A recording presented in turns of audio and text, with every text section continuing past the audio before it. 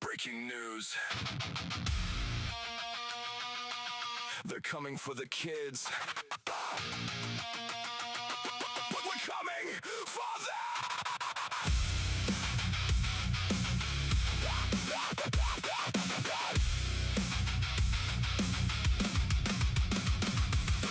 Sisters broken badges flashing in the night. Knock down doors, no warrant, no right. Take the children, tear the families apart. Hide behind protection while you rip out the heart. Files fabricated, lies on the stand. Judges in their pocket, money changing hands. Parents screaming, cameras never show. The real abuse happens when the CPS shows. Scott ever standing, fighting Tennessee DCS. For separation, they tore the family from his chest. Placed on a registry, no charges, no crime. Blount County DCS crossing every line. Evers versus the state, lawsuit in federal court. Exposing the corruption, tearing that system apart. Years of battle, justice delayed, but not denied. A father's resolve with truth on his side. No mercy, no justice, just power unchecked. We expose the corruption, put them under the rag. Gunning for CPS, we won't stop, we won't rest. Breaking news every day, truth cuts like a blade. Gunning for CPS, your empire's gonna fall. We fight for the families, we fight for the free. CPS, your time is over. You'll see. Another case buried, another life destroyed. Numbers manipulated, stories over deployed. They call it protection, we call it abduction. State-sponsored kidnapping, legal corruption. Parents labeled unfit for daring to speak. Question the system and they label you weak. We document every raid, every lie, every theft. The resistance is growing, no more silent regret. No mercy, no justice, just power unchecked. We expose the corruption, put them under the rag. Gunning for CPS, we won't stop, we won't rest. Breaking news every day, truth cuts like a blade. Gunning for CPS, your empire's gonna fade. We fight for the families, we fight for the free. CPS, your time is over. You'll see. You took the innocent. You destroyed the home. Oh, now the people are waking. And we're coming for your throne.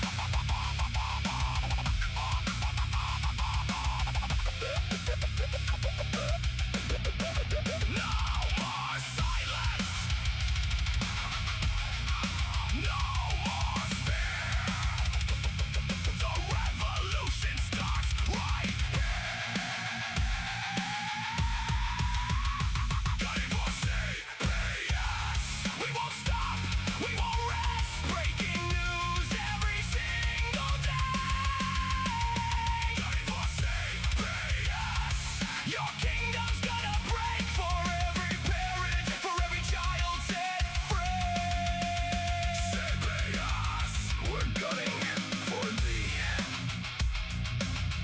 This is the podcast, Gunning for CPS, hosted by Scott Evers. Relentless in his fight, Evers versus Tennessee DCS. A father who refuses to yield, exposing every injustice, demanding accountability, reclaiming what was taken. The battle continues. Stay vigilant. The truth is our weapon.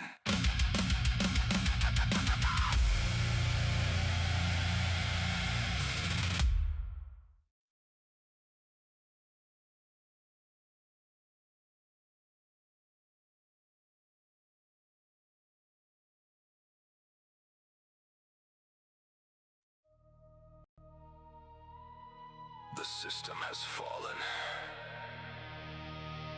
Blount County CPS. Your reckoning has arrived!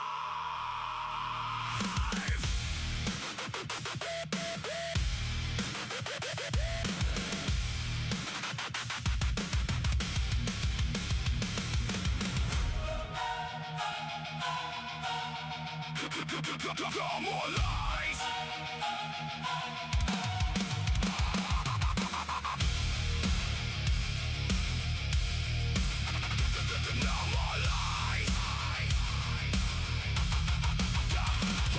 Gunner rivers rising from the ashes of deceit. Blount County CPS, your lies have lost their heat. Stormed in without warrant, ripped the family apart. Branded an innocent man, tried to shatter his heart. Fabricated reports, registry of shame. No charges, no trial, just a corrupt game. Now the federal court is watching every crooked move. The hunter becomes the hunted, your empire will lose. Feel the ground shake, hear the thunder roll. The truth is a weapon and it's claiming its toll. This is the reckoning. Gunner Evans bringing the storm. Blount County CPS, your reign is torn. The reckoning. Justice screams your name in fire. For every stolen child, for every broken empire. The reckoning is here. Burn higher.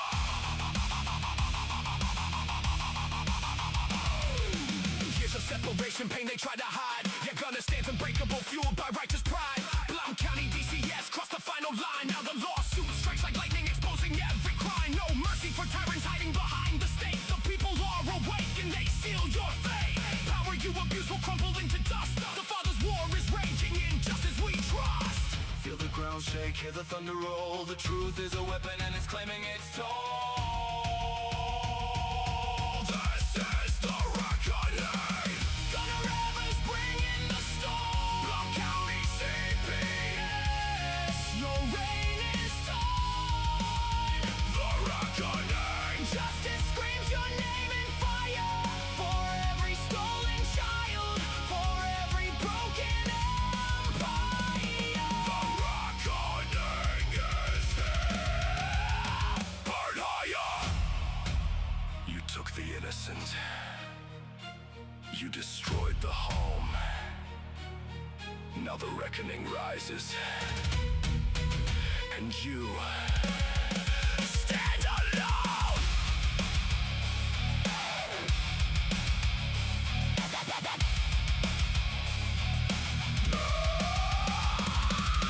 No more lies. No more chains. Gonna ever sway. Break the chains. Break the chains. Break the chains. This is the reckoning. Gunner Evans leads the fight. Blount County CPS, disappearing from sight. The reckoning. Your kingdom falls tonight. For every parent rising, for every child set free. The reckoning is here. Victory. Gunner Evans, still standing tall. Blount County CPS, the reckoning has only just begun. The truth cannot be silenced. Justice will be done.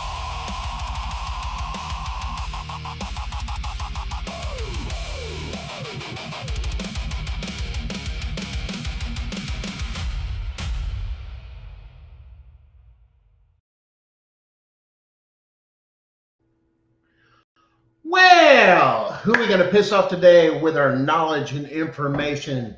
Good evening, folks. Welcome to a special edition of Gunning for CPS. I am your host, Gunner, and we're slowly getting into the new area, the new studio, if you will, office slash. We've got a lot to cover tonight, so stick in there, man. We've got a couple of special guests tonight. One of them being, that's right, Jessica Saxton. That's right, Jessica Saxton. As you guys probably know her. with the movement that was going on. There's been some developments going on, but Jessica has got her new breakout that is just her own, called justicewithoutlimits.org. But let's get into the show this evening. And like I said, we always have a lot to cover, and I know there's been a lot of stuff that you guys are interested in hearing about. One, let's talk about this, and this is massive, and I'm going to explain why this is massive. And this came through. If you guys have been following the story on the on Congress, on the floor, and some of the new bills that have been introduced, and how it's going to affect each and every one of us, this is going to blow your mind. Check this out.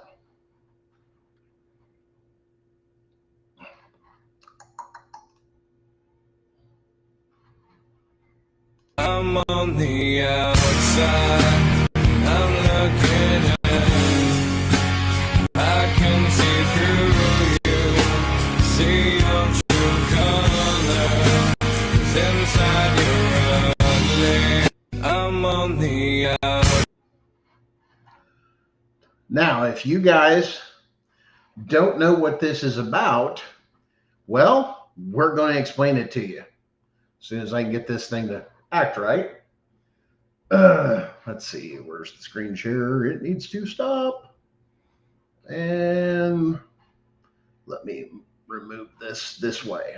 Sorry, guys, they've done some updates to our Restream. We're still getting this new platform and these updates.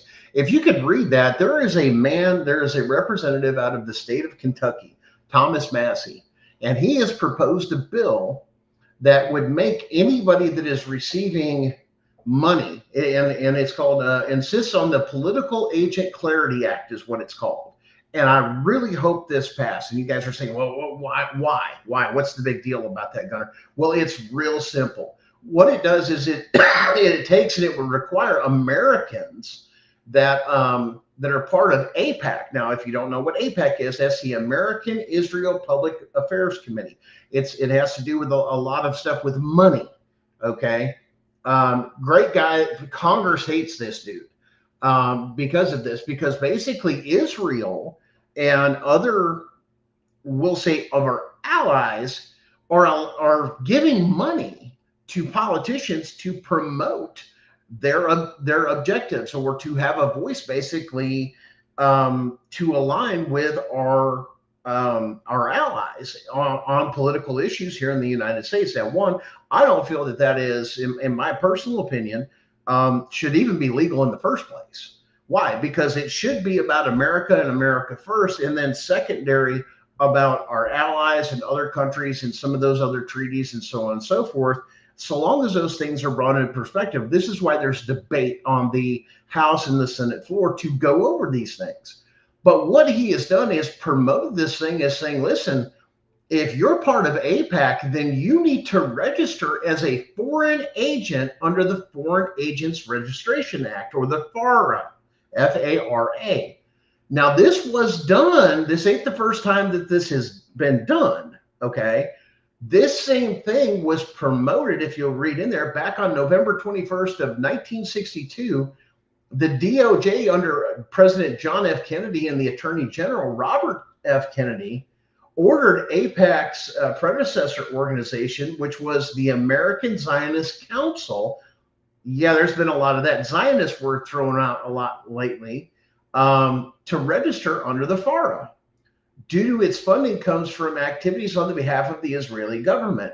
And the registration effort didn't continue. As soon as Johnson came in, boom, that thing's gone.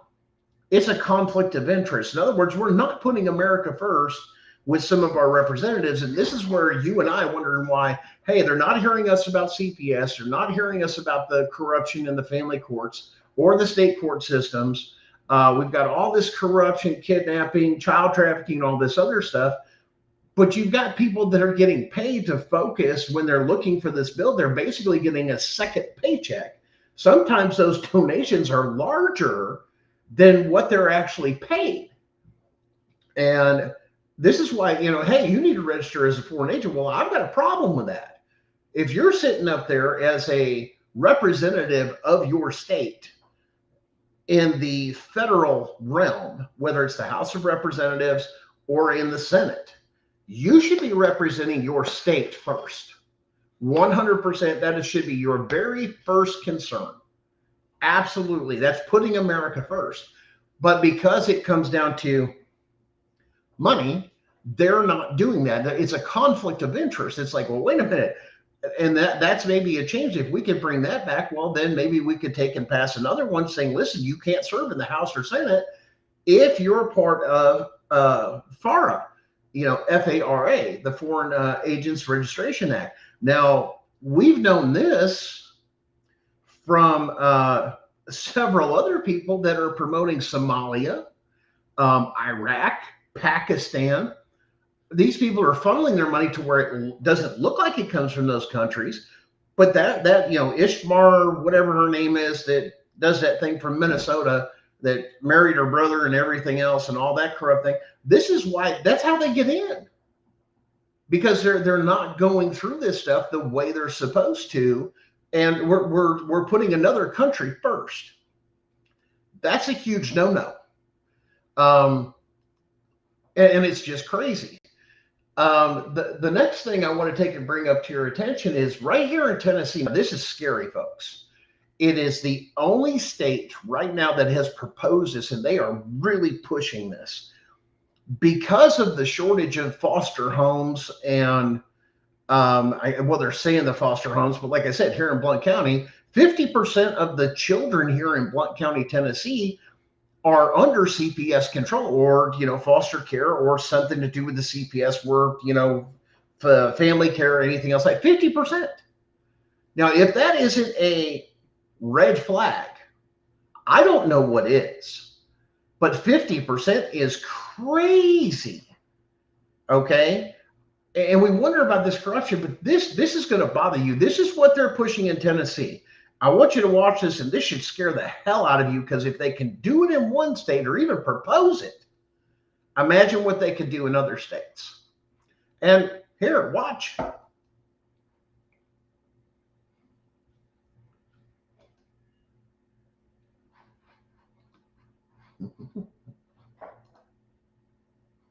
Locking up foster kids in jail-like facilities. Good evening, everyone. Oh.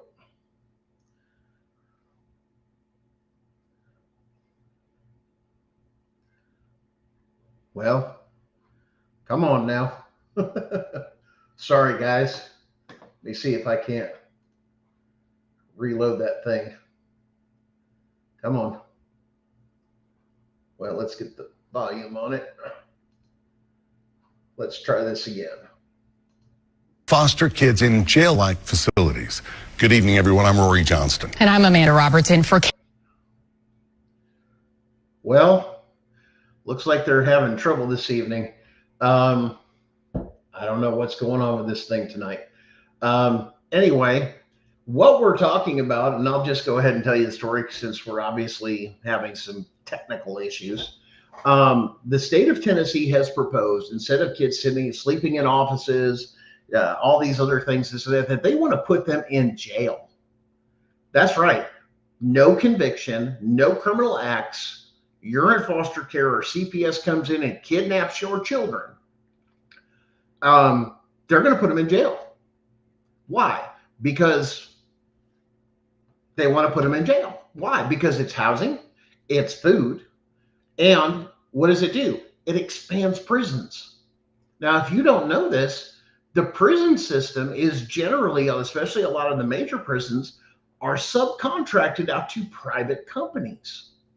Or like it is here in Blount County, we have a Blount County jail, and they subcontract for the federal government to receive federal inmates. So they get more money. This is what causes overcrowding. But yeah, I mean, imagine you're a kid. I'm going to take your kid for nothing. A false accusation, this and that, and your kid's going to the slammer. That's stupid crazy. That is so illegal and so unconstitutional to jail somebody over a civil matter with no evidence, to put a kid in jail. They're going straight into the institution. This is disgusting. How dare they? But this is the stuff that they want to do, and they're proposing this in Tennessee. But at the same time, okay, we've got this case over here. Well, guess what? CPS is probably going to be done after this federal case. Why? Because there's a constitutional question. First of its kind. You realize when I filed the federal case, we actually made history. We are the first, I am the first person in U.S. history, in the history of this country, to go before a federal court with a constitutional question. You have to write that up completely separate in your federal filing on whether or not the state or CPS cases have a legal right to be heard in a state court. Why? Because CPS in all of your states is a state entity. Well, this contradicts the Constitution, and this would get rid of the corruption altogether. It says in Article 3, Section 2, Clause 2, that's a subsection, it says all cases where the state is a party. The state is a party, right? CPS. The federal court has original jurisdiction. If that holds true and that is constitutionally sound, and I know they're going to come up with a bunch of bullshit and all this other stuff, and we're going to argue it probably back and forth, but they're going to lose. Why? Because we have something called, that a lot of people don't know about, and we've tried to educate you guys on, is called constitutional canons. The canonizations. In other words, here's case law. Everybody goes case law, case law, case law. Case law is here. Canons are way up here. They stop the debate of arguing back and forth with case law and follow the constitutional canons. We have already filed paperwork to inform the court. The court.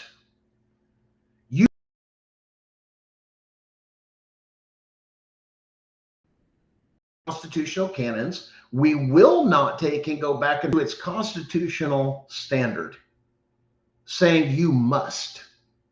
On top of telling the federal court, including the federal court clerk and the federal courts, that's the magistrate and the judge, we know your job, and we are going to follow the Constitution, or we're going to enforce the other part of the Constitution. And when there's any arguments, instead of going with case law, we must defer per the Constitution to the constitutional canons. It ends the arguments. And we're going to go back in history with a lot of those other arguments because they can't win. Now, I got another video for you, and this is, and now lawyers are picking up on this. Listen, man, I have been blown up in the past probably month, especially. Yes, we've been talking with the FBI. We've been talking to several other people. They know this case is coming. They have looked at the filings, and they're freaking the hell out because it has teeth. DOJ is fully aware of this case. It's not a joke. Okay? But when you realize the history and you understand the Constitution, you understand what our founding fathers meant, and you go down that hole, the stuff that the public school system especially hid from all of us, that we had to do independent study on this. It blows your mind. Now, the lawyers are picking up. I've talked to several lawyers from all across the country say, listen, man, dude, I've seen your filings. Holy crap. I've had one guy say, well, at the same time, oh, look, it's garbage. I go, have you read it? Have you read the whole thing? Well, no, it just looks like, oh, read it again. Because I'm not going to file this like a lawyer. Wait a minute, did you catch that? I'm not going to do this according to the American Bar Association. This case is filed as one pro se, comma, sui juris. Now, if you caught us last week, we explained what sui juris means. Sui juris means you're coming before the court as not just yourself, the individual, but as we the people. But you got to know how to articulate that. You have to know how to stand for it. You have to know what it means, and those words mean, even from the foundation of the country. I'm not coming as just an injured party. I'm coming to this court as an injured party, but also saying we the people have a problem, a constitutional problem So when they rule on this, and you guys need to catch this, when the court rules on this constitutional question, just because it's about one state, the state of Tennessee, it will affect all 50 states and automatically be retroactive. Gunnar, what's that mean? That means it would make every single case that CPS has brought into a state courtroom in all 50 states, all of those orders and everything else, null and void. And we have followed it up with sanctions and criminal referrals to the DOJ and the Homeland, and they got a jump start on it, baby. Yes, they did, because they know we're coming. We're taking back this country and putting it back under the Constitution the way it should have been. And they have hid stuff from us. That includes case law. That's right. We didn't go to the libraries. We were ignorant. We didn't have all this, all this data and all this flow of information. Well, now we do. And they're slowly updating the Library of Congress to where we have that information. And it, like I said, that's going to be a huge thing. Now, you guys are, let's get to this thing with history. Let me show you what the guy turned around and said. He goes, listen, man, I argued the case. Check this out. But we're going to use history and how he took and slaughtered the state courts with history.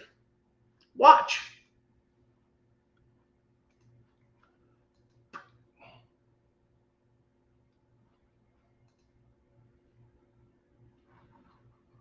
Remember what we said in 1998 in Combs v. Commonwealth, that you have to have serious physical injury or death? That hasn't changed. If you do not have serious physical injury or death, you cannot apply for a warrant. The warrant becomes invalid de facto. Because the present case did not involve death or physical injury, the warrant was plainly prohibited. Remember what we said in 1998. Wow.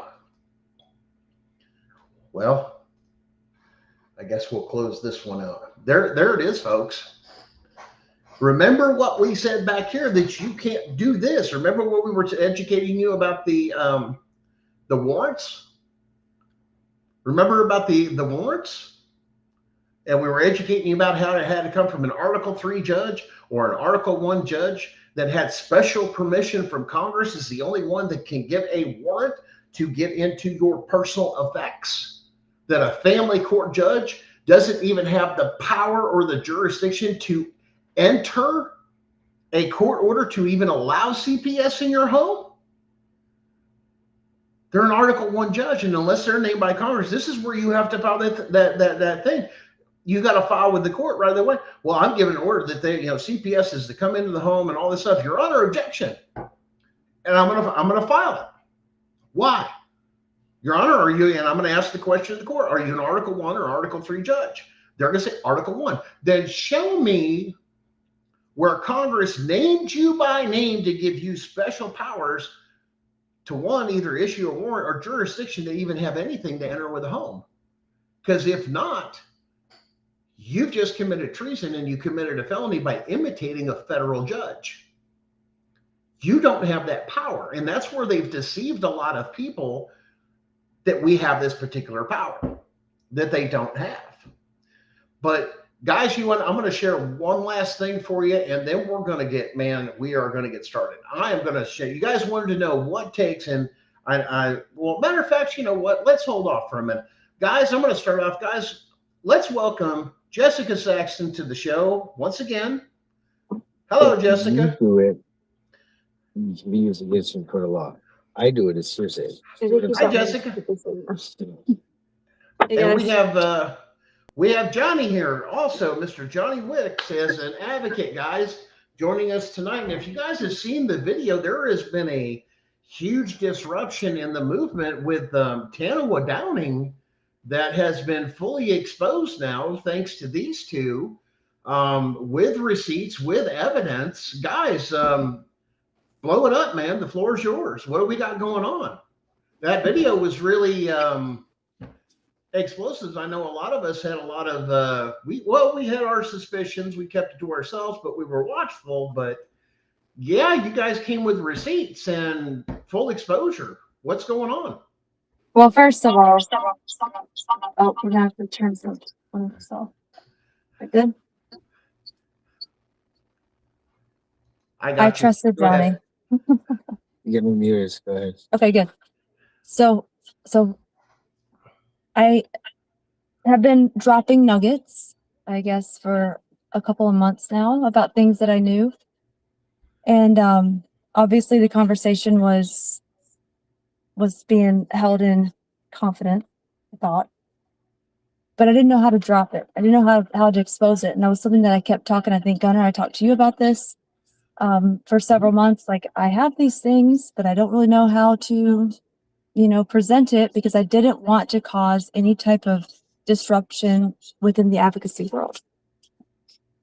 Yeah, And there's been a lot of it so with Stand with Meg and a lot of others with that we've seen come forward in the news and several other platforms with people ripping people off or their stories not being true or anything. But I don't think I've ever found anything, Jessica, that you've ever done personally, to my knowledge, that has ever been deceptive. look, I didn't know. I didn't know the things that were being spent. And there were things that happened along the way that just made me question, but I could never figure it out. And then it wasn't until just a few weeks back, he was attempting to try to bring me back into the We Shall Be Free tour. And he was like, I'll send you all of my cash apps.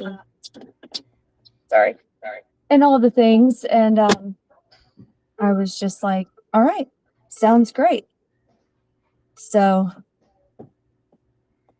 anyway, so that's why we're where we're at. And he sent me his Cash App statements from present month all the way back through 2024, well before I actually started, to join him on the We Shall Be Free tour. And when I started looking through that, I'm like, wait a second, liquor stores, So let's be clear. adult This stores. is donation money that we're talking about here. It was donation money. Was Yeah. donated. It was donation money for sure. Because since 2023, so if you look back on his social media accounts, you can clearly see that since 2023, he started asking and soliciting for donation money. And he always says, for this whole entire time, he has always said that 100%, every dollar of your donation goes to this movement. Right. Well, I'm sorry, but if you need underwear, you don't need to get them from an adult store, and you don't need to pay high prices. Doesn't count. I know. I'm just saying that there's no way that Tanoa Dining would be able to justify those purchases and be able to look at his supporters in the eyes and say, yeah, I went to this adult store and I spent $100 and some odd dollars multiple times. And that was for the movement, because this girl, if I needed said clothing, it would be Walmart or Goodwill. And so, yeah, those were things that when I saw, I was appalled, actually. And I felt for the last couple of months there, traveling the country with him, I felt like I was being used, because a lot of people don't realize that I was doing the most of the work. And I don't say that hesitantly. As a matter of fact, I think that some of his videos... Jessica, you got to admit the difference between the two. I mean, between you and Tanoa, which one was more appealing to an audience? Come on. I mean, that's just common sense. Well, I was doing this because I felt like that it would help our families. I feel like that it would help all of us get our children back. And one of the last things that I asked him, one of the last questions I said, hey, I need some help. I need some help on the administrative side of things. I'm getting messages that I cannot respond to. We're trying to fix a vehicle right now, so sorry. Oh, you're fine. Now, Johnny, I got a question for you. I've seen some of your posts and on your page there, Bubba. So what's with the cross-dressing thing and all that comes across in this story here, bud? I mean, I got to know which one did it better, you or Tanoa? I mean, come on there, guy. I mean, what's up with that? I mean, I love the post, but what's the story behind this? Well, I was a bartender for a little while, and so I was the non-filter for the costume. It was a Halloween costume party for the bar, and I was a non-filter. And if you look at the photo, that's the bartender, the actual bartender, the female bartender was the filter part of the costume. So, but Tanawa, I don't know, just a little fun with some AI. A friend of ours threw it up there a while ago when we were first talking about this, when she was first talking to me. And Jessica had banned me from sharing Chief Tranawa, but I figured if I'm in the doghouse, I might as well go for all of it. Well, listen, both Jessica and I both know, if you guys know Malibu Dallas, he's very open with what he has. We don't have a problem with that. That's your personal life. But we No, also understand, having that conversation with Malibu, there's a lot of damage usually psychologically that's done to people that are in that particular lifestyle. It's not just something they drop into. This is more of a protective mechanism. But there were things going around, like I said, too, of possibly Tanawa involved with a particular person of that nature and some drug use, possibly. that's what the evidence would suggest. If you do as much time as Mr. T has done, there's a chance that you might not be so hetero. But not that I judge. It's Right. the biggest thing. The biggest thing to focus on is the fact of where the money came from that he was using for his extracurricular activities. I am a parent that was dragged into this, and I have given everything I have, and sold everything I could, and joined up with Jess, and I know for a fact what she's doing with the money, how much money she's got coming in, and she has all the receipts of what she didn't know. And it was even what pushed me over the edge is there was a small amount of money that came in because I was talking to her about how you can look at. I could see her public donations through Cash App on my app, Right. and she didn't know that that was like that. And that's kind of what started to open that up. And he had received money from her aunt, I believe, Jess, if that was the case, and didn't even tell her about that. Well, you're taking away the feeling that like I got when people that I am close to donated to me as I went through the 4 years, the 4-year fight that I was in.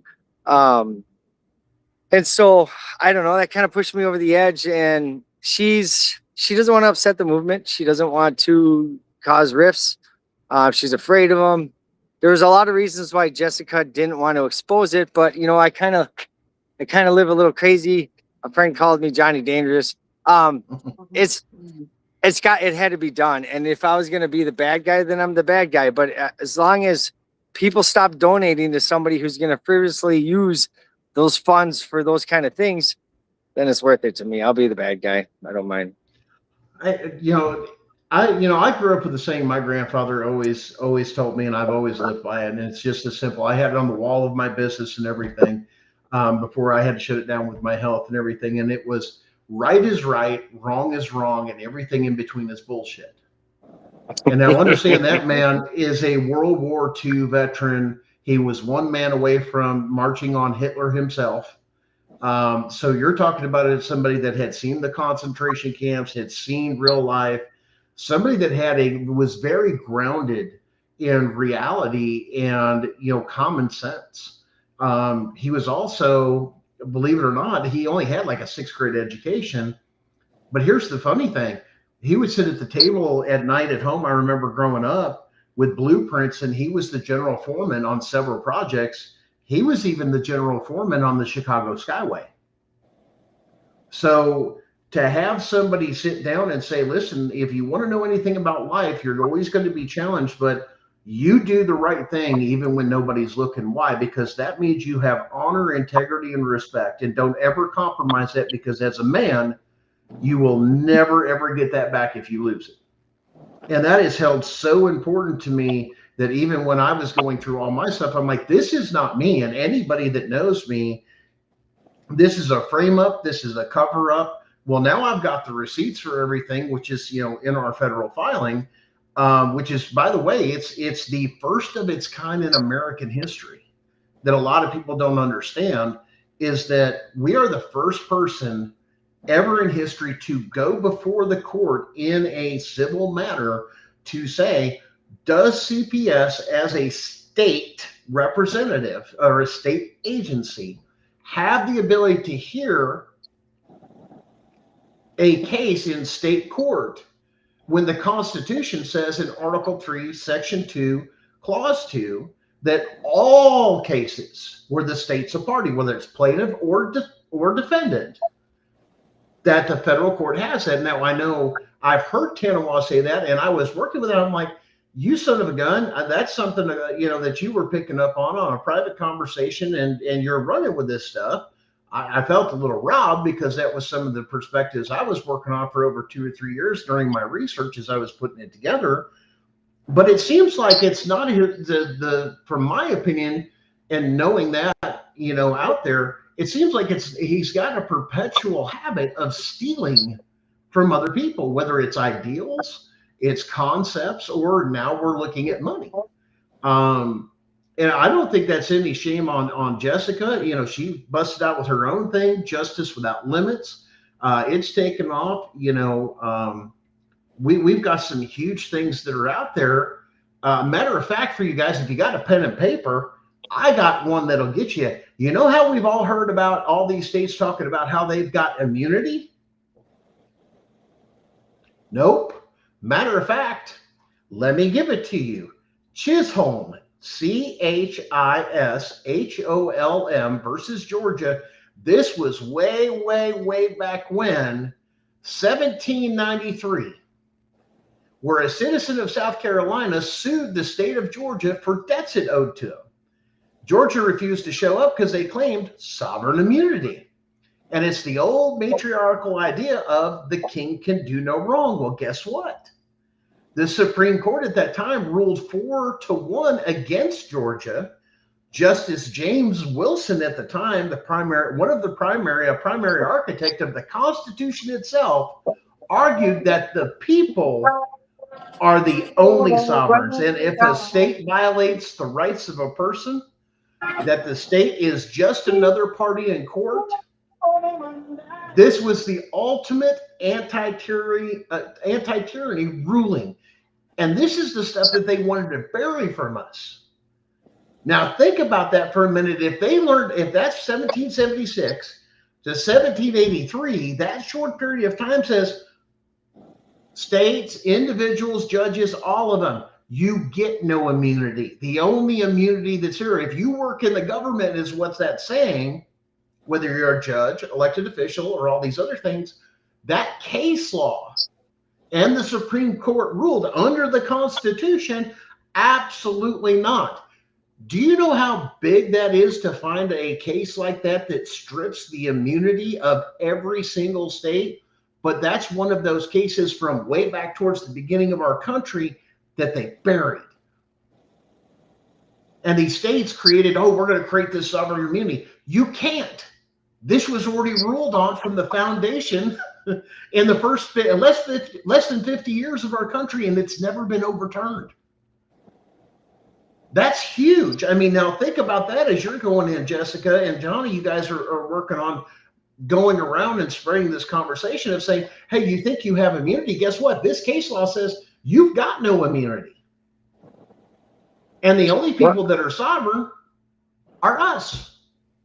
Well, even as the laws are written today, the immunity only comes within if they work within the scope of the law.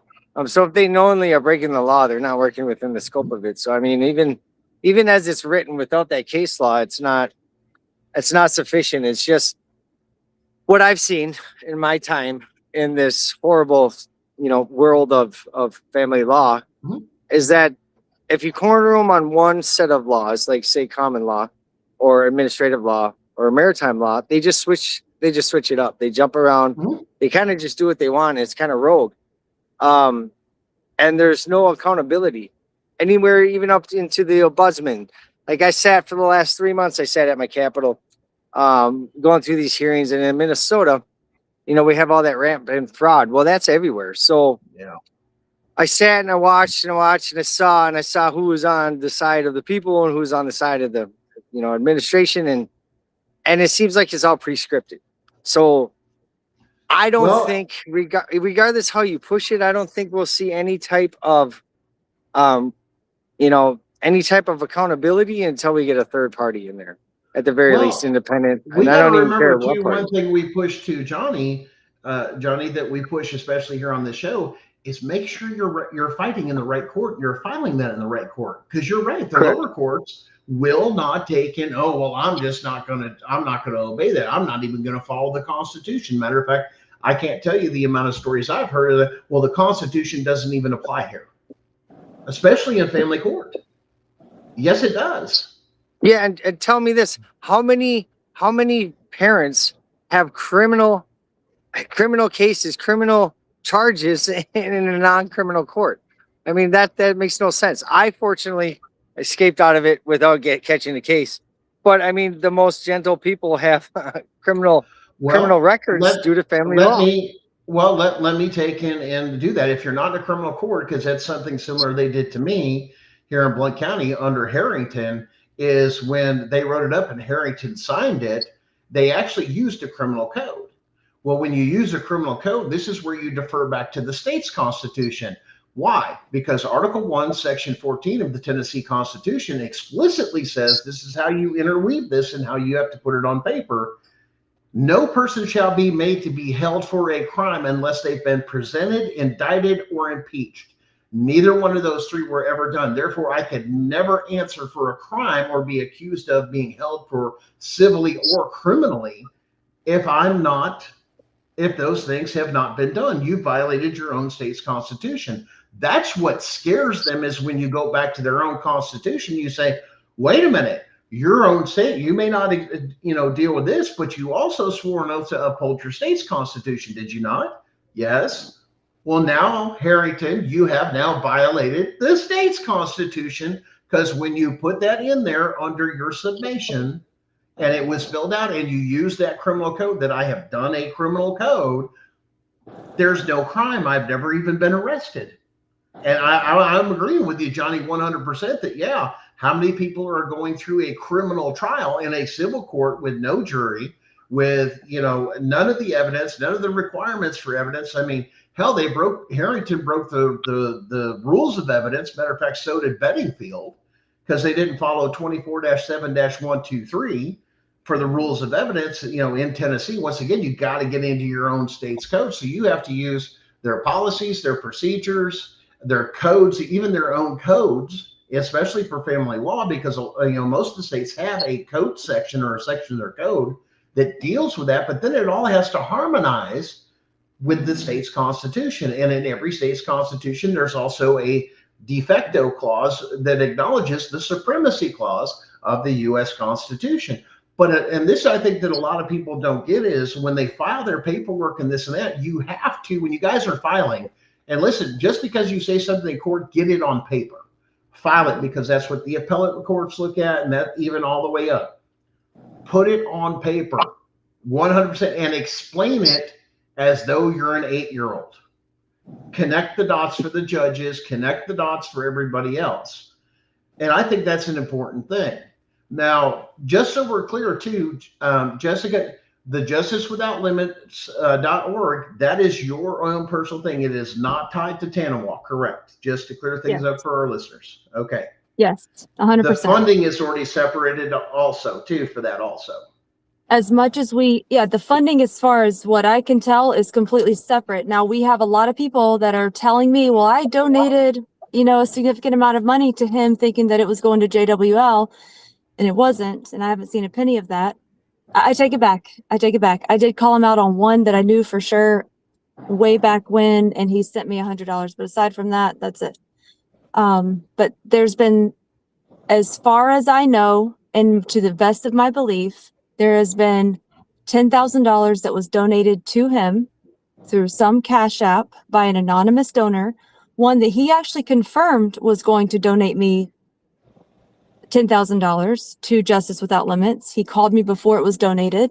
And then it was later confirmed by an individual that said that they had donated $10,000. So this was right after we left. I haven't seen a dime of that. So yes, we are completely separate. Everything is separate. I'm not working with him anymore. I don't want anything to do with his criminal liability, fraud, his name, nothing. Complete separation at this point moving forward. And another thing is, anyone that filled out the surveys under JWL, all of that is secure. Tanoa never had access to that. He never had access to your email addresses. He never had access to any of your contact information. All of that is still secured with JWL and myself, and I still haven't given it to anybody. So all that is that. If you're worried about your affidavits, because I know a lot of people, and including myself, my affidavits are there. I plan to send him a cease and desist on using my affidavits, just because I'm not sure what exactly he's going to use it for. Here's why I say this. And I'm sorry. I am sorry for believing the BS. I'm just sorry for it. But when you look on his affidavits, you're not the only one. Let me say this.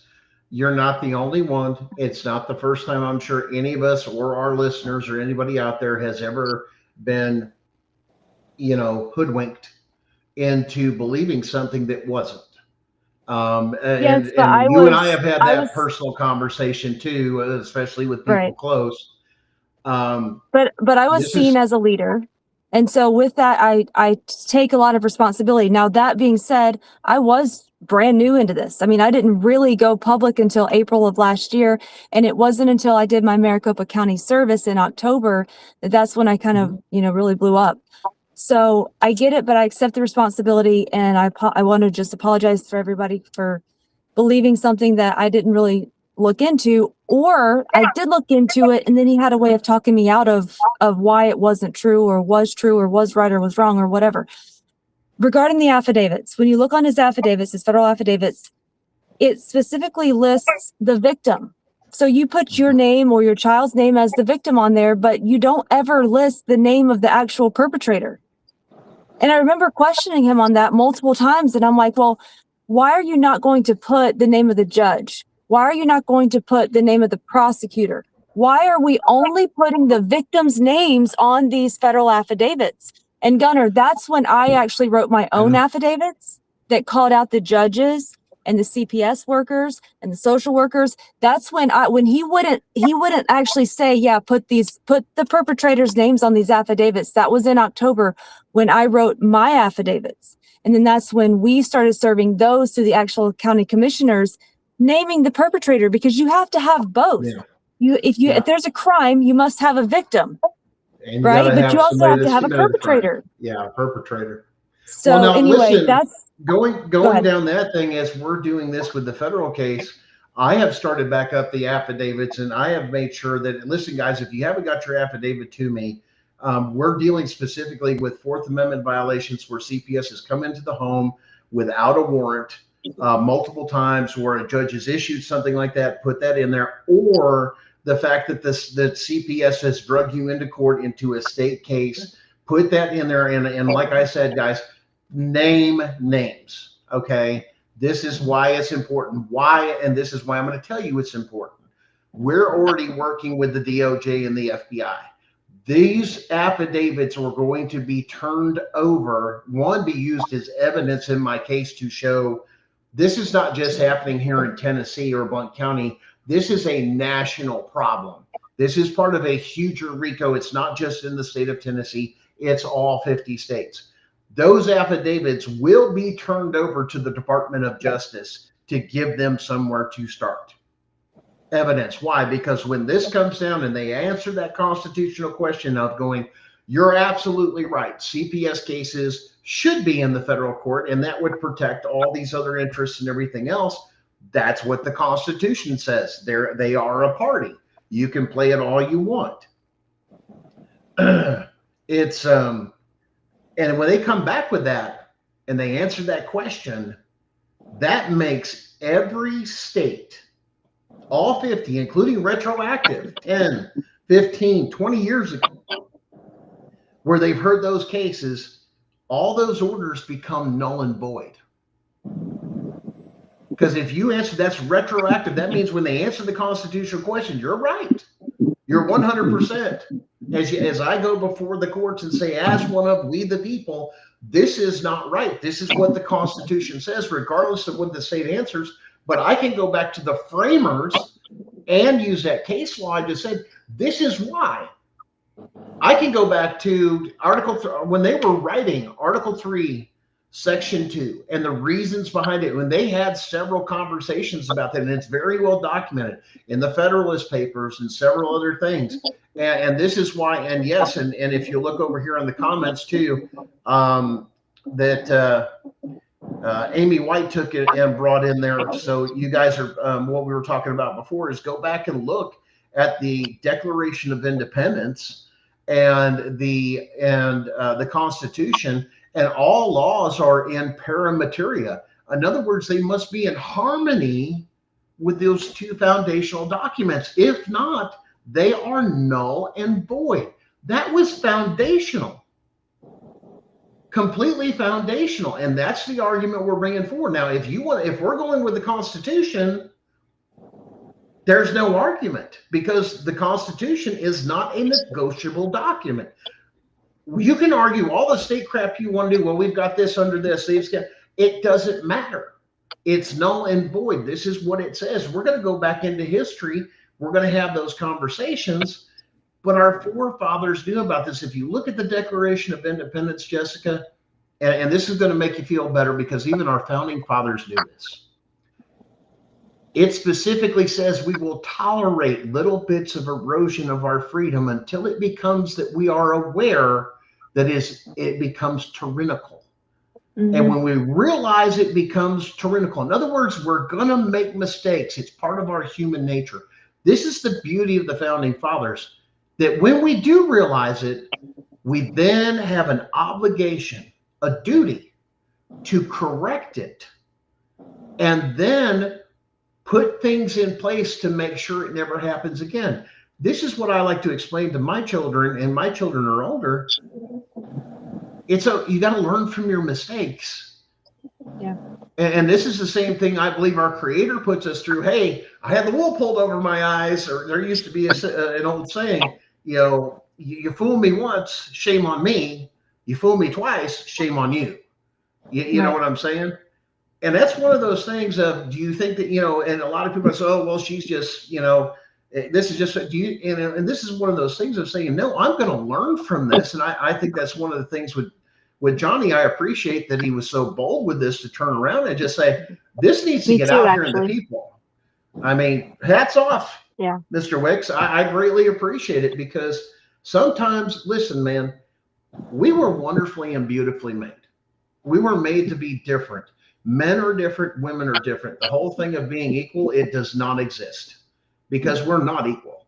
But we're at the same time, I'm not the same as Johnny, and Jessica, you're not the same as, we'll say, Tiff or anybody else from some of the other shows. We're all made for a specific purpose and a reason. And when we find that reason out, that's what we're designed to do. But we're going to make mistakes. Even our founding fathers said, you're going to screw up from time to time. They're going to eat at you. Why? Because evil doesn't sleep. Greed, power. This is the struggle since the beginning of time, back to Jacob and Esau and some of the other stories that were done. And I mean, if you go through even history, Alexander the Great, Genghis Khan, look how those kingdoms fell. Look how Rome fell. It's the same story. It's nothing new under the sun.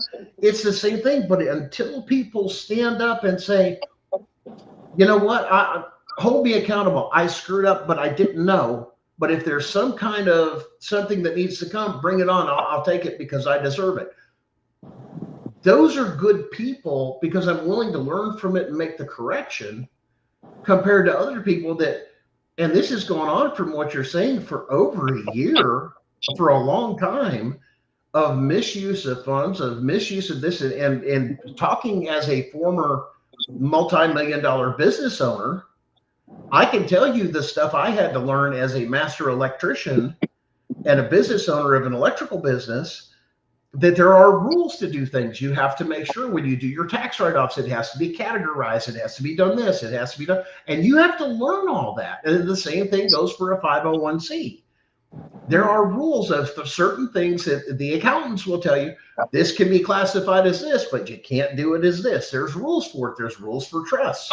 You got to set it up like this, but you can spend it. It has to be itemized in the right account for it to quantify or qualify to do the right thing. Or you have to justify it.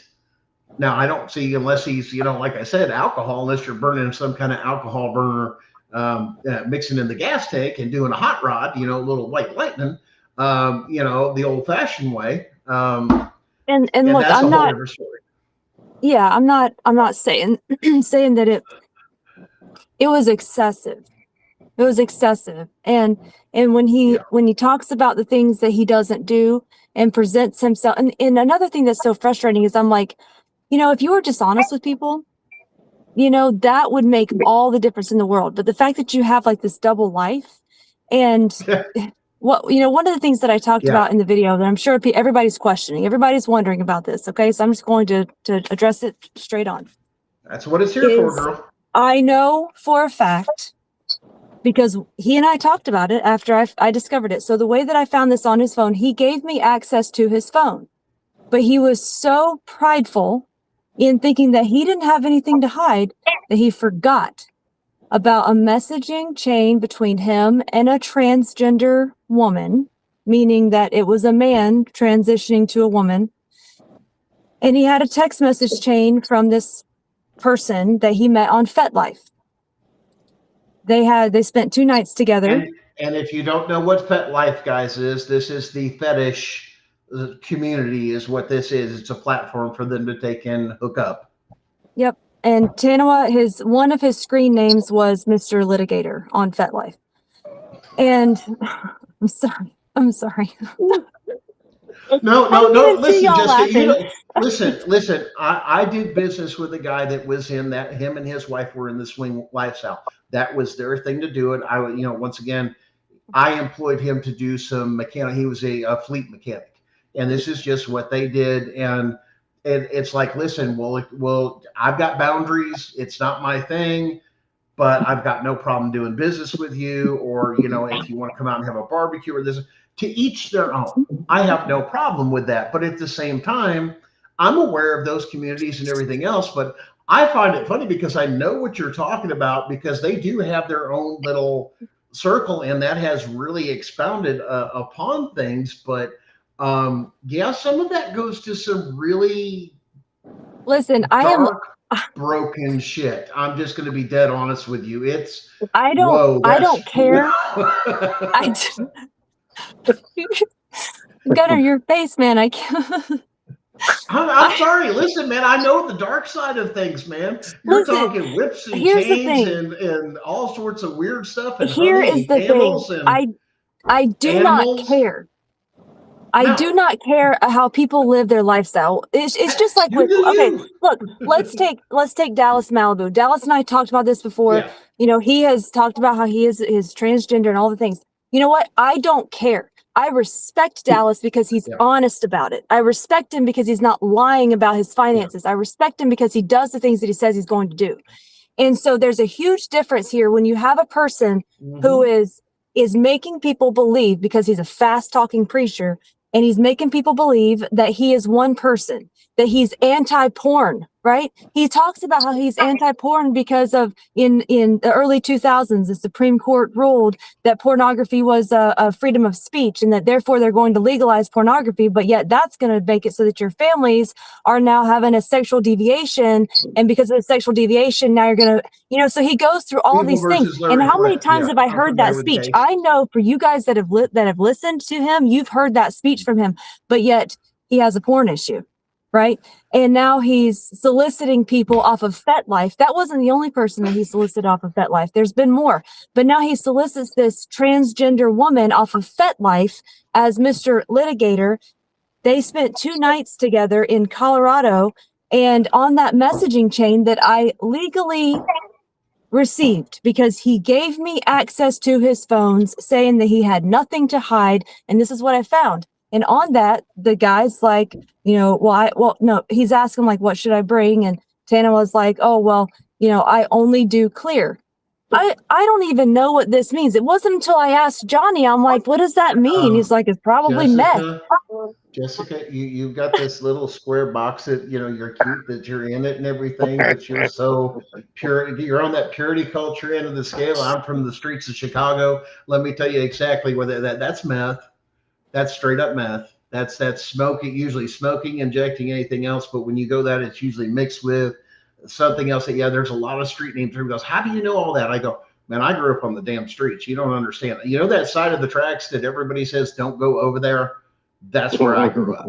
Yeah. So I know all that. And yet I got a way out of it. Like I said, I come from not the best neighborhood, the best thing, to give you an idea, 70% of my graduating class is either dead or in jail. Yeah. Yeah. So there was That's very few of us. I don't know. I don't know these things. I mean, I wouldn't know. And it wasn't until I saw some of the comments after Johnny posted his video. I saw some of the comments, and I remember after I picked him up, he was always sniffing. I thought that he had a cold because I don't know. And then he would go into the bathroom. This was after I picked him up. He would go into the bathroom and he would stay in the bathroom for like 30 minutes. And I'm like, man, he's really got to, what? And then he'd come back out and he's sniffing and he's sniffing and he's sniffing. And I don't know. I'm just like driving around, thinking that this is it. I know, guys, this because I didn't know. My sister, when my sister met him, she was like, Jess, I think he's probably on drugs. He's sniffing a lot. And I'm like, no, I haven't seen him do drugs. And she's like, well, I think he is, but I didn't know because I don't know what to look for. Anyway, sounds like that it was. Well, now listen, if you combine the Fet Life with the other one, for all you know, they were suppositories. Gunner. I'm just saying. Listen, man. There ain't much. Here's another thing about this transgender woman is that she is on only she. I don't even know what's the correct term, so just forgive me if I'm speaking the wrong way. But that person is on OnlyFans, and that is one of the ways that person makes money. So we're looking at Tana Downing meeting with a transgender woman in a hotel room for 2 nights while this is a sex worker. I mean, I found this person on you can look it up. It's Jezebel BJ. It's Jezebel BJ on TikTok. You guys, let's focus on the real issue because that's somebody's personal private life. But the money that he was using came from. We gotta have a little fun too, though, Johnny. Yeah, I trust me. I like to have some fun. Just even for entertainment, but I'm going into because you never know. Being the litigator, for all you know, he's showing up in a judge room and he's got a special gavel or something he's using as a pleasure toy. I mean, you can go down all these things, and then now Jessica's over here like, oh my gosh, yeah. See, I got her going. Let me tell you something, Jessica. Don't go down the Fet Life thing to understand some of the stuff in there because you'll go, oh my gosh. I mean, Johnny's over here laughing his butt off. You know about that? Trust me, you're not the first person that I've had to deal with.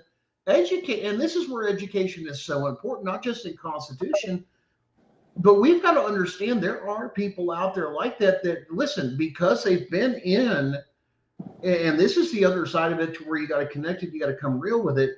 And this even connects with Dallas. I've had long conversations with Dallas. They are broken people that something bad has happened to them, either because they've been adopted or they've been put through the system. And you wonder why those numbers have increased. Well, now that goes side and side with CPS cases and children getting kidnapped. This is what happens to people. This is what breaks them. This is part of their searching for an answer or some sort of relief from the dark, evil things that they have been involved in. They go hand in hand, so we can't separate them. So we may as well educate on them and say, listen, there are people out like that. But once again, when we understand them, and I'm going to say this is because that gives us a compassion. Because a lot of times I'll talk to a lot of people that are in the homosexual lifestyle, transgender, this, that, and I'll have those conversations. I'll go, now tell me what happened in your childhood or what happened to you that caused those particular things that you didn't grow up normal. And I listen, guys, 98% of the time, 98%, they've been through the system. So they walk hand in hand.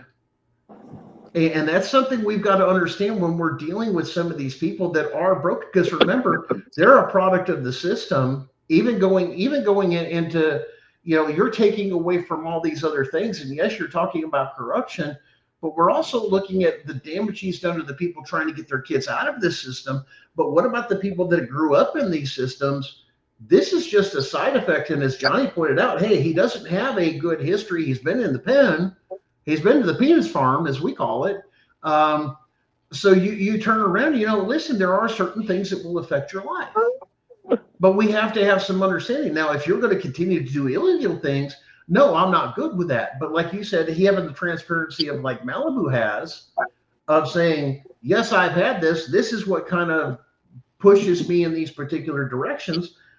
But once again, that's somebody being real with themselves and having that, what some people used to call that come to Jesus moment, I guess is the East Tennessee vernacular for it, is I have to face that.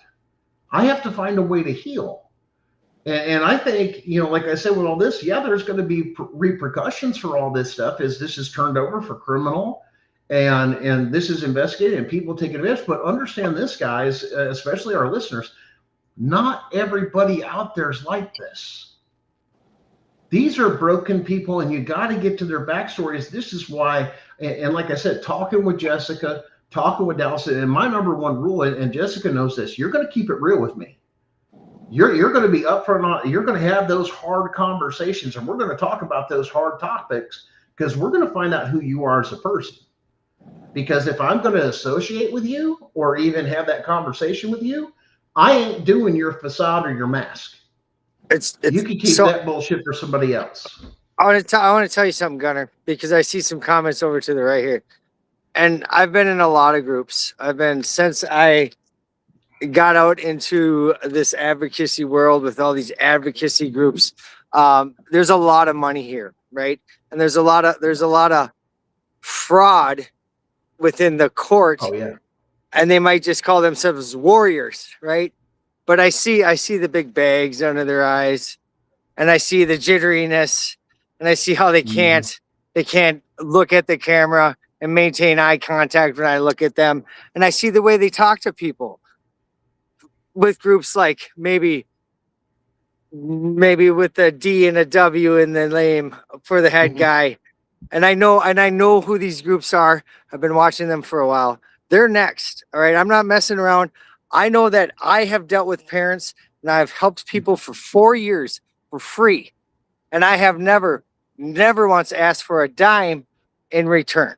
Have I solicited donations? Twice to get on the road and to do what I got to do within the plan that was given to me from up above. And I've seen first and foremost that these groups that want to ask a lot of questions and want to make a lot of accusations, I see you and I've been watching you and you're next, so you better play it straight. You better quit asking for money from people that are broken when you know that you're junk, you know that you ain't doing anything. If you're going to attack people like Mr. Malibu Dallas, and he just happens to expose you, well, that puts you on the radar. There's a lot of monsters in my company. We expose Monsters Media Group. I mean, that's exactly what we're going to do. And I support Jessica 1,000%. My phone's going to die.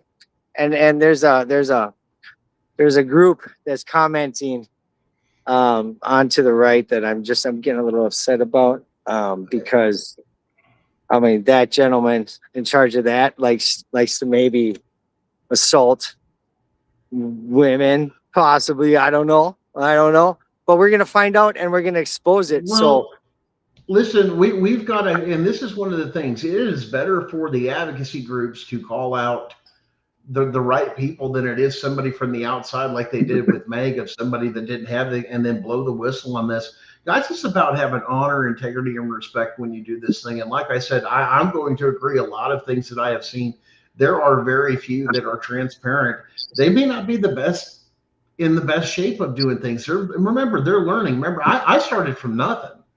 And there's a lot of people, like I said, that struggle with things. But the idea is, listen, man, if you've got this going on, no matter what it is, and this goes out to Tanawa or anybody else out there that's struggling with abuse, do the right thing, make the decision, do the right thing, get some damn help, and be accountable for There's what lots you of got programs. done. I'll gladly show them a lot of programs that help them. But what I won't stand for is people soliciting money and using that money for their own personal gain like that. Yeah. Maybe if I have 5 Maseratis, I'm not going to charge $150 for a half-hour consultation that I can get for free somewhere else. I've been told when I was learning about what I was dealing with from a group that worked for 12 years and taught me a few tactics at which I could utilize as I move forward. They warned me that all groups are infiltrated, and that some groups are funded by the ops so that they can find the vulnerabilities, they can find the best victims, the ones to extort. And I've been watching, and they've been asking me to be there, and I've been there, and I've seen, and I've done my due diligence to see who it is I'm talking with, who it is I'm observing.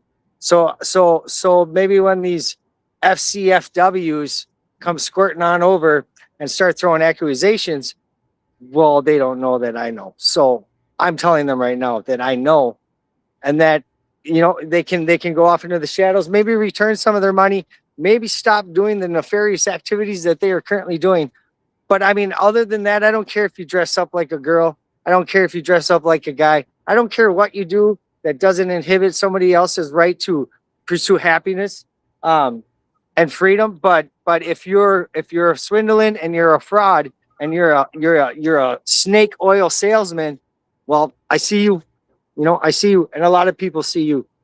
And that's all I'm going to say about that. But my phone's going to die, Gunner. So I'm going to leave you with the lovely Saxton. Well, thank you, Johnny, for being on the show. And like I said, I would hope to extend this invitation to come back on again at any time. And I appreciate you very much, Gunner. Oh, I do. Hey, man, this has been about it's been about the kids. It's been about freedom. It's been about the Constitution. I, for one, have never asked for any type of money or anything. There's been some people that have explored some different possibilities and this and that to try to do some stuff. But once again, it was nothing to it. It's like, I'm not sure about it. That deals with structure. You're dealing with this, that. I said, if you're going to do that, you're going to have to set up a 501c. There's definitely Gunner, there's definitely a big difference between asking for money and then charging money, if you know what I'm saying. Yeah. Well, there's a big difference. There's one thing. That's why I've always kept everybody, with a lot of people that contact me and go, well, I'd like to do this. Listen, I'm not an advocate. I'm an educator. I'm a news person. This is just where I stay. I'm going to educate you. I'm going to give you that information. I'm going to tell you, figure it out and see if it works for your case, or if it doesn't, that's up to you. I'm going to point you in these directions. And the idea is, and here's the other thing. No two cases are the damn same. There is not a one size fits all. When somebody, can you not just like, do you realize the amount of time it took just in my case? And I've been dealing with my case for over 3 years, and research and investigation and everything else, and case law and canons and this and historical documents and figuring out how all this stuff works and what angle was right. And what was presented as, we'll say the legal term is doing business as usual, doesn't mean it's been done constitutionally. We've just gotten used to it. But now that it's all been declassified, such as our own country killing our own president, JFK, I mean, look at that. It's just one of those. It's just one of those things of saying, who can you trust now? And now even more stuff's coming out. This is the issue with the internet that scared them. Why is the amount of information that can travel so fast they can't keep up to filter it? I mean, there's always a way with this. There's the dark internet. There's this or that information. Listen, man. There's one thing I've always known that has come true, and I have tried to tell everybody else that I said, you're better to do the right thing, Correct it as soon as you realize it's wrong or anything else. Why? Because that which was in the darkness will always be brought into the light. Every single time. Every time, Gunner. Yeah, I mean, if somebody wants to charge you for something you can get for free, there's a good chance that, you know, that's probably not the greatest. That's probably not the greatest group. Now I know JWL does solicit donations, but those are soliciting donations. Every nonprofit, first, you know, Red Cross, yada yada yada. Everybody solicits donations. But if you're charging money and you say that you have the solution, and you'll get that solution if you just pay X number of dollars, that's you know, you swear, Gunner, I'm gonna swear, that's fucking bullshit. All right, you do not have the silver bullet. Like it is, brother. You do not have the answer, right? Because if you did and you cared about kids, you'd give it for free. So that's all I got to say on that, Gunner. But my phone's gonna die. Appreciate it, Johnny. Thanks again for being on the show. And, I appreciate you, brother. We'll catch you next time. Yeah, I'll be there. So his phone just died. Yeah. So I think moving forward with all this stuff, I think we're seeing a lot of advocates fall. We're seeing a lot of people that are in the front line reporting, doing this, doing that. You know, even with what I'm promoting with this and that, where, you know, this is the first case of its nature to do this, of saying, if this works the way it should, this is what cause and effect. This is what we're hoping for. But there's no promises. But at the same time, I'm just saying, listen, I just want something as simple as an affidavit to do this, to turn in as evidence. We've already done the filings and everything else. You know, with the other affidavits, everybody else is saying, well, what are you going to do it for? They're going to be entered as an exhibit.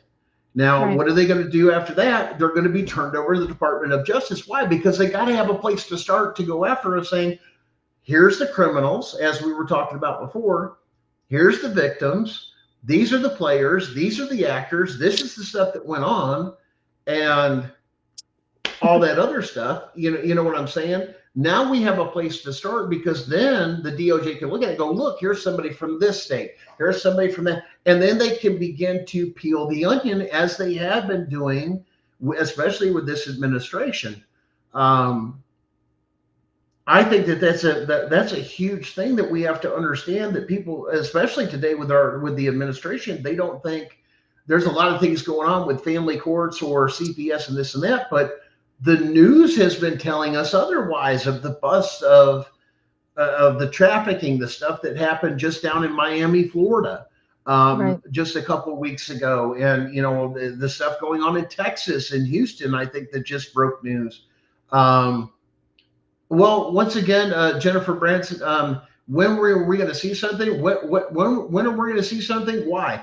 Cases take time. If you got to understand, there's no quick solution. Everything has to go through a process.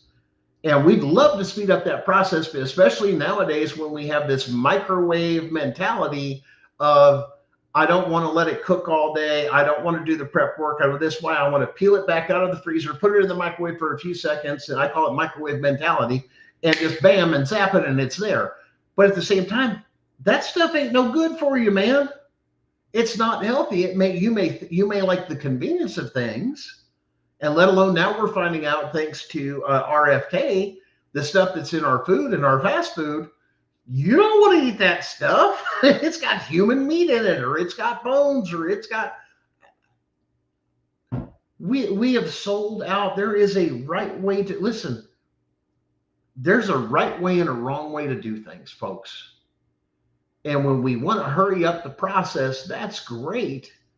But we don't want to sacrifice the purity of it or the nutritional value of it. And that is what the family court system is. Hurry up, because it's business. Let me kick you out, in and out, in and out. Let me do... Why? Because when that judge looks at you from the bench, or that magistrate, they don't look at you or give a shit about the kids. It's about the dollar signs that are going in their pockets and securing, especially here in Tennessee and in Blount County, a portion, especially of child support, those administrative fees, that goes into the judge's retirement funds. So they're adjudicating based off the money. Oh, we're getting tons of attention. Since this case has been filed, I have been contacted by politicians, um, other reporters of large facilities watching this, um, FBI, DOJ, law, other agencies, and so on and so forth that are aware of the case, and they go, "This has teeth, and we've been told to watch Can and I get just hop in? information." Can I hop Sure. in here for a second? So there's a lot of people who have been fighting this for many, many years, decades, a lot of people. Yes. And I don't want these people to be forgotten about. So I want to remember that all of these people have had a large part in where we're at today. And I don't want anyone to think that just because one or two of us or a couple of us blew up on social media, we're not forgetting about you guys, because we know that you went before us, just like our forefathers did, kind of set that groundwork. We There's a understand that history. you went before us and you guys set the stage for what's happening today. And without you all fighting for years and years and years before, Mhm. we would not be able to be where we're at today. And trust me when I say that the day, especially for the people that are in Blount County, the day Blount County goes down in the same manner that Knoxville went down, we will all be soliciting you to drive to us so that we can all enjoy the win. Mhm. And we want you to be there. If news is there, if we're there, whatever, we want you to be there in Blount County, Tennessee, to be able to experience that win. And I think that it is going to happen. That's just what Oh I yeah. feel. I don't know this Well, from any source. I'm not getting any information from anyone. It's yeah. just something that I feel. There's too many things that are going down in East Tennessee right now. There's too many people that are raising noise. We have county commissioners that are now questioning Magistrate Lashman. We have people that are calling us, or giving us information about the interconnectedness between the sheriff, the governor, some of the congressmen and women. I mean, it's really kind of a sick little place. And the fact that Blount County is adjacent to a national park, I think that's one of the reasons why they're able to kind of, traffic children by way of CPS in and out so easily into Blount County, Tennessee, Knoxville, Gatlinburg, Pigeon Forge, all those places. So all I can say is continue the fight. So Jennifer, I know that you guys are there. Jennifer and Michael, I've been watching your comments. Continue the fight. Do not stop. And we want you to be part of this when it happens, because we know that a lot of you guys have suffered for years and years and years. We will let you guys situations, know decades. when, like my case, and they're getting ready for a verdict and this and that. Let me tell you something, guys. The reckoning, we will be calling out all of you from across the country. And if you can make it to Knoxville, Tennessee, when that verdict is read, it will be huge. Because, like I said, if that constitutional question comes back as we know it should, that will make all those cases null and void, and the kids come home. And at the same time, it will open federal lawsuits. There will be a rush, a shutdown of family law and attorneys, that they're all of a sudden there's this great demand. Now it's gone. So we have the bar, the American Bar Association. I've been told I'm on their radar with this case because it would shut it all down. And then all their attorneys would what? They would be considered what? Co-conspirators, because they should have argued that they never had jurisdiction and they're supposed to know the law. Right. That's part of their oath. So now Yep. you're looking at that whole system imploding. All the judges held accountable. You didn't have jurisdiction. That's imitating a federal judge. That's, that's fraud upon the court. That's this. It's huge.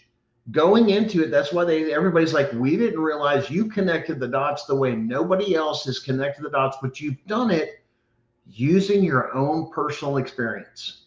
There's the big difference.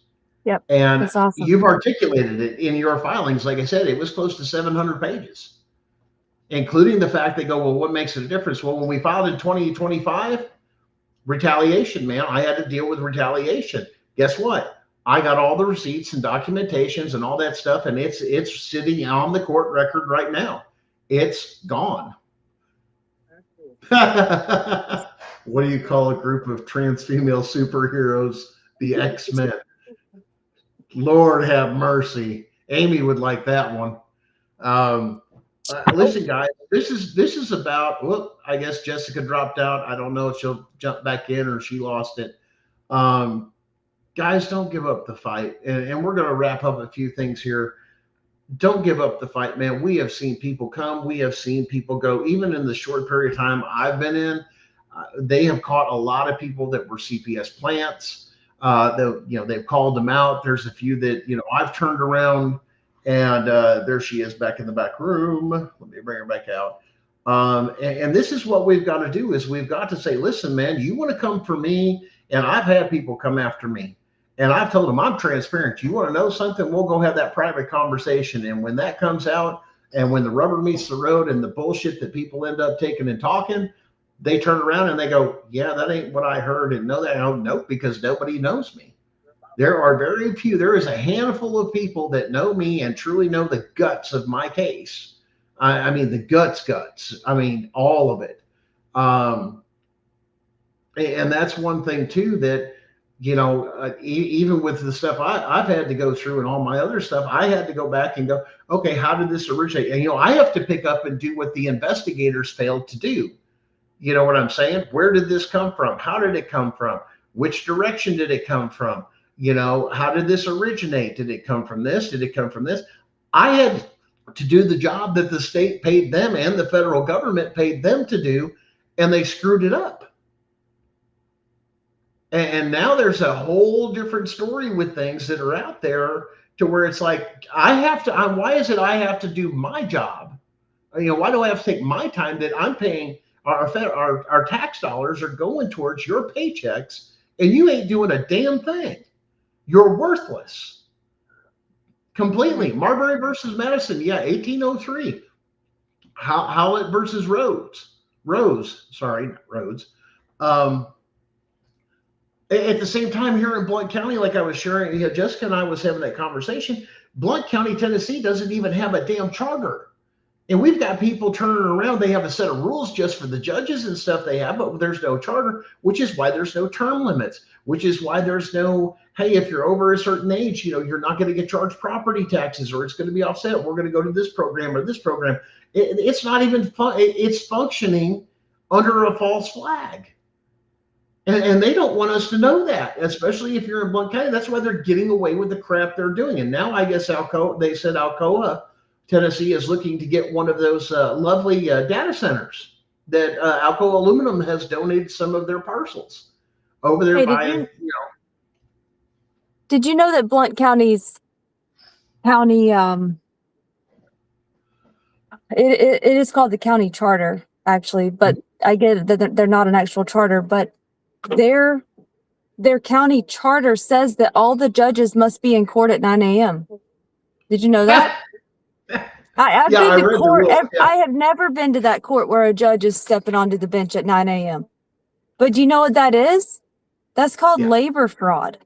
Because even if you are on salary by the state and you're not working, that is still fraud. That's theft. You're stealing that money while you're not working. I can't tell you how many times I've been to court. I was ordered to be in court at 9 a.m. Judge Harrington shows up at 11:30, 12 o'clock. I'm like, what are you doing? Oh, we had a chambers adoption. I'm like, and it takes you 2.5 hours? No, by the time they're coming in for an adoption in the judge's chambers, all of the other stuff is done. It's literally sign, take a couple pictures while you guys are selling these children and move on, right? It's ridiculous. But yeah, that's in the county charter. I can send that to you, but they're supposed to be working on the bench at 9 a.m. Yeah. There's a lot of things. They've renamed it. They've come up with this and that, but the oldest thing that's in there, once again, these are pretends. And were they voted on by the people? Were they done this? Right. So it's not a legitimate charter if the people have not voted on to institute it. That's why I say there's no charter, because there's been no vote on any of this. So a lot of things that we've heard, probably, in Blount County, but I'm sure in other counties too, across the United States, this is the same thing. This is not something new under the sun. It's one of those things of saying, well, we have this, well, this over here, well, we've adopted this. Yeah, but was it voted on by the people? Because for it to exist, the people have to contract with the state. Therefore, we have to vote. You have to Right. turn around and figure out where there was a vote. Well, they came up with it. Well, who wrote this? Well, Right. this judge and this person over here that is the chancellor or this, and they just created this thing, and then they wrote it all up, put it out there, and there it is. And then some secret board meeting that the people are not even allowed in. Well, we voted it in. And that's not voting it in. It has to be done by the people. This brings me back to the other thing of, this is why CPS, when the state weaponized CPS, it's a conflict of interest. Why? It's illegal. Because we have elected our duly elected constitutional sheriff. You're interfering with the duties of a sheriff is what the state has done. Why? We, the people, have elected the sheriff to do investigations into crime and this and that. So when you gave it to a state agency, you're now interfering with somebody that is appointed actor versus somebody that was voted in by the people. You can't do that. You don't have the power to do that. That's a conflict of interest. You can't make secret laws that people have elected somebody to do this duty, which is why abuse, neglect, and all those other things hold a criminal code. Because why? It's supposed to be investigated and everything else by the sheriff's department. After that, it ends. CPS is supposed to only go in and offer voluntary services, but they're not. It's right there in their paperwork in all 50 states. Jessica, you know that. Voluntary, but how much of this has been voluntary? I know. And so a lot of people I've heard retaliated, the retaliation. Well, if I do this, I'll give you an example for some of the different things I've heard. If I stick up for this, I'm going to stay in jail. But if I just plead out to this case, which puts me as a criminal, guess what's going to happen?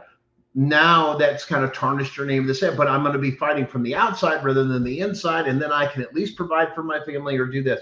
Or they're trying to put me in jail and I'm doing this as a public school teacher, or I'm doing this as, somebody that works in the clerk's office, or I'm doing this over here, here, and here. Why? Because they're using those political positions to push these people out that they don't like, which is why you're seeing things, especially even in Blount County and several other counties through Tennessee, Kentucky, Indiana, Ohio, all these other things, this and that, especially these small towns. You'll notice that we'll say the husband works for this, and the wife is over here in the clerk's office. Isn't that a conflict of interest? Hey, if my husband's the sheriff and I'm over here in the clerk's office, that's a conflict of interest. You can't hold those two positions. Why? But if you had a charter and you put that in there that you can't have familiar relations to work in there, Bob's your uncle, or what a lot of people take and say, the good old boy system, that's how it gets instituted, because you don't come in and say, we the people want to put this on and we want to vote on it. Why? Propose those bills in your local, as Jessica's going, from all these different counties and so on and so forth, just turn around and say, hey, listen, maybe you ought to take and bring this up with the people on the people's side to stir them up in that county and say, maybe you ought to get together and present a bill and put it as a presentation to be voted on by the people, not by the council, and put it on the next election and get it on the ballot, so to speak. Let the people's voice be heard. And there's a way that you can do that, to go out there and say, no, I don't want the politics in it. I want the people to vote on this, and you must abide by it. There's all sorts of this stuff through here. And you'll see this. I've heard that from not just Blount County here in Blount County, Tennessee, but all over the country. It's like a repetitious thing of like, well, so-and-so is a deputy or a lieutenant or a lead investigator with the sheriff's department, and the wife works over here. Why? They work for the government, state government too, but they're over here. But it's a conflict of interest. Or you've got somebody that's just in the clerk's office that, here, I'm going to sign the judge's name. You can't sign the judge's name, especially the stuff like warrants and stuff like that. I had somebody out in, I think it was West Tennessee, out there towards Dixon County, turn around and go, oh no, the clerk signed it. The clerk can't sign the judge's name. Well, they do it all the time over here. Matter of fact, the cop even admitted to it, and I got it on video. I'm like, what? No. Yeah, it's crazy. We need a lot of people doing a lot of investigations and kind of gathering this type of evidence and then collaborate with each other in your local county and or even your region. Like we're all kind of collective here in East Tennessee now. But we've got to start doing this, and it's nothing more than open source intelligence that you're gathering and putting together for a presentation to hopefully a 3-letter agency and say, hey, look at all the things that's happening here. How many children are in foster care right now that shouldn't be? We have so many children in foster care right now that the state is threatening to put more children into a jail instead of putting them into a home with relatives, if there is such a thing as abuse and neglect that's going on, in the home with that child. The problem is that the numbers show over and over again that only about 2% of the children who are removed by CPS, only 2% of those children were actually in some type of danger. The other 98% should never even have had an investigation done. Most of that was either false abuse or allegations, lies, the things that you should not be removing children for. Another problem that we're seeing is that amongst the reports of the 2%, right? Only 2% that are removed are actually being removed because of abuse and neglect. But there's a number here in between where there are children who have been abused and are not being removed, and they're left with the abusive parent. As a matter of fact, we have 8. We have 8 parents who have been before one particular judge in Blount County, Tennessee, where that was the case. And the judge left the children or child who were being abused with the abuser.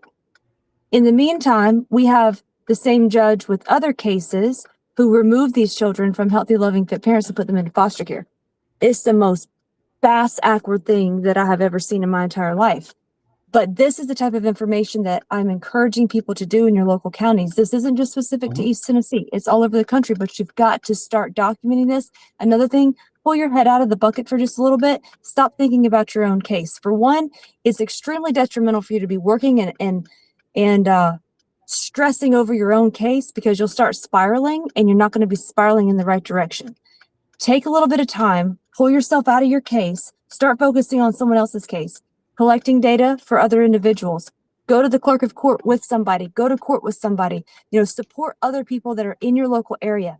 Get yourself acclimated to other people's cases, so now you can start documenting patterns, because people lie, patterns don't. Remember that. Always remember that. People lie, patterns don't. Once you start documenting these patterns, then you can basically look at that judge and say, you have 12 families here where you have had the exact same pattern. And these patterns are actually criminal in nature because they have deprived all of these families of their rights. Now, when you start stacking the fact that let's say all these families have four individuals, and all 4 of those individuals had their rights deprived, that is 1 count felony crime for every person, including the children. If the children are kidnapped through the system, that's where we come into that second statute on the federal law, 18 U.S.C. 241 and 242, where it says kidnapping. Kidnapping is what brings about the possibility of a capital offense, which means that there's a capital penalty for these judges. And as far as JWL, Justice Without Limits, what we are doing right now is we are 100% focused on getting these judges indicted. They need to be indicted. They need to be arrested. They need to go through court.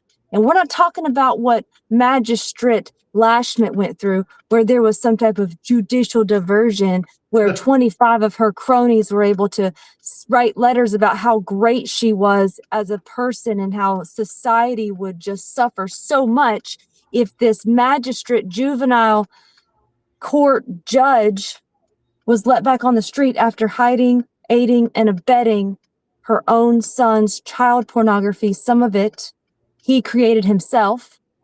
And this magistrate is now she's just, judicial diversion. She has that same story too, that they didn't allow the parents of those kids that were affected in that to write letters in. They blocked them out. I did not know that, but that pisses me off like nothing else. So here's the thing. We have, at least in East Tennessee, what I expect is there's not going to be another magistrate Lashmit. Her name is Diane Lashmit. There's not going to be another Diane Lashmit that's going to ever have a judicial diversion, for one. And the reason is because we're going to be able to collectively put pressure on the people, because we now know their MO, right? Yeah. So they got 25 people to write a favorable letter. But what if we have 1,000 people that writes a big fuck you, judges? As far as a character, we're gonna provide a character witness letter, and this is what this character witness letter is going to say, because there's enough people in Blount County right now with all of the crimes that these people have been documenting against these judges that we can get that done 100%. And the sheriff is in on all of this. The sheriff knows what is happening. He knows the crimes that are being committed, and he knows because I told him, for one. The county attorney knows. All of these people know.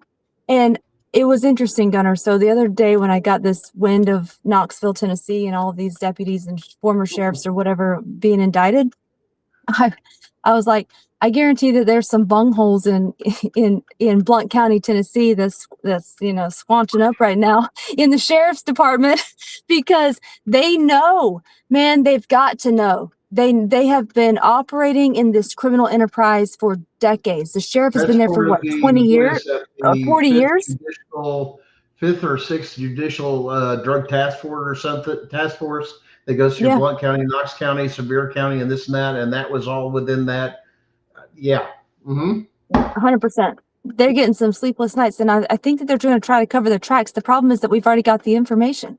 They can't hide anything. They can't cover anything up. And if they continue, here's the thing. Sheriff Barong, if you ever get this message, you can't continue to operate the way that you have been operating, because we already know. And we all have cameras on our homes. So when you slashed those 4 tires last week, and you know exactly what I'm talking about, Sheriff Barong, when you slashed and you sent your little minions out to slash those 4 tires on that guy, we already know. We know who it was. We have the license plate number. We know the vehicle, and we even know where the dude lives who slashed the tires. So I don't know what you think you're getting away with, but you're not getting away with it anymore. This same sheriff, there was I guess there was a report not that a while back or something, that there was a complaint filed to where he actually threatened somebody to like burn their house down, and there's like a whole police report on it and everything. Yeah, so that was a long time ago. That was in early 2000s, but that was his secretary. And what happened was his secretary knew that he was cheating on his wife. And his wife, Gail, God bless her soul, she called his secretary, and she was like, hey, can you please tell me if my husband is cheating on me? The secretary said yes. Her last name was Nichols. And the secretary said yes. And Jodine Nichols, anyway, look it up. And Sheriff Barong, because they have like a VoIP system or whatever, so he can listen in to all of the people. Yeah. And so basically he came in and he threatened her, and he said that I will burn your house down. I will, what did he say? He said, I will destroy your family. I will set your dog on fire, and I will burn your house down, and there will not be any of you left. Do you understand me? Look it up. That's what was in the federal filing. Now, here's the thing. This is what irks me so much. Irks. I think I said that wrong. Irks. Here is what gets me so much. And that is because that is a domestic terrorist threat. How many of us that are out here doing the right thing are on a freaking domestic terrorist list? But yet you have a sheriff who actually has a domestic terrorist history, and nothing happens. He just gets away with it, and that's okay. And it was interesting. When I brought this to the county commission meeting, nobody knew about that. All of them, Gunnar, they all looked like deer in the headlights that night. It was hilarious. I actually almost laughed because they all were like all wide-eyed. And I'm like, how can you be here in this county and you don't know it? It's because they turn a blind eye to things. And it's because the sheriff threatens people not to talk about this stuff. And unfortunately for the sheriff, he's threatened so many people. It's just like what you were talking about with the Declaration of Independence. When you have a government that pushes people to that final point, then they're like, screw it. We have a government that has gone rogue, and it is not only our right, but it is our duty to take back our government. And that's what we're doing in Blount County. And the most beautiful thing about it is that we're doing it lawfully and legally and peacefully. There's not going to be any gunfire, at least not on our side.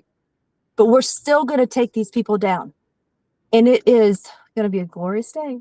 I'm just going to tell Well, you, and it's going to be that's it's going to one be of a the day. things under the First Amendment is a lot of people ask this because there has been conversation with those things, especially here in Tennessee. The law has changed now that will go, I think it's effective July 1st, to where now it's not just your home, it's your land. So if you step onto my land with intent to steal, destroy, or anything else, I have the right to repel those borders using my Second Really? Amendment. I made the connection and I actually got a call on it, and they go, listen, we need to know your intent on this. And I go, what do you mean? I says, I'm going off of what the law says.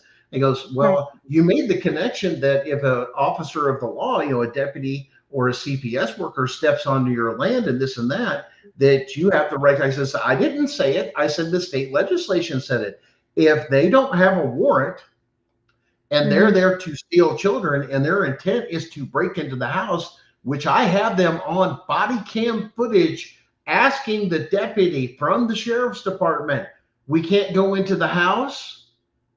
Oh yeah, said it. After the officer illegally searched my property, the curtilage and everything else, the side of my house, and had the intent, he said right on his body cam footage, I would have searched the backyard if his dogs weren't back there. Right. Gotcha. Yeah. Now you're there. Now you're an enemy combatant. Why? You don't have probable. What was your probable cause for even deputies to be on my property or knock on my door? You don't have probable cause even to do the knock thing. What does that mean? If I know that your intent's already here, which is I've already made it clear, I said they come on again, it's going to be. I says now that this is passed, show up to my house, CPS or law enforcement or this and that, and go, you better call first, you better this first. I says, and you've already been served a no trespass. Now we got a problem because now you're looking at criminal, and now this goes to my property, which means the easement is 6 foot off the road. And if you come beyond that border and you are now considered an imminent threat, that I have the right under state law to repel borders. Why? And everybody goes, well, we wanted to. I go, well, let me ask you something. And this was the question that was posed by law enforcement when I was asked. We wouldn't need to know your intent of that, whether or not that's against. I go, no, because if they violate that constitutional right, their immunity's gone and their title or protection is stripped immediately. That includes state actors, including CPS. I said, so if they're there and they're not there for a lawful cause, and I feel that they're there to do me harm or to break into my home, I have every right to shoot to kill. And they go, I says, is that not correct or is that correct?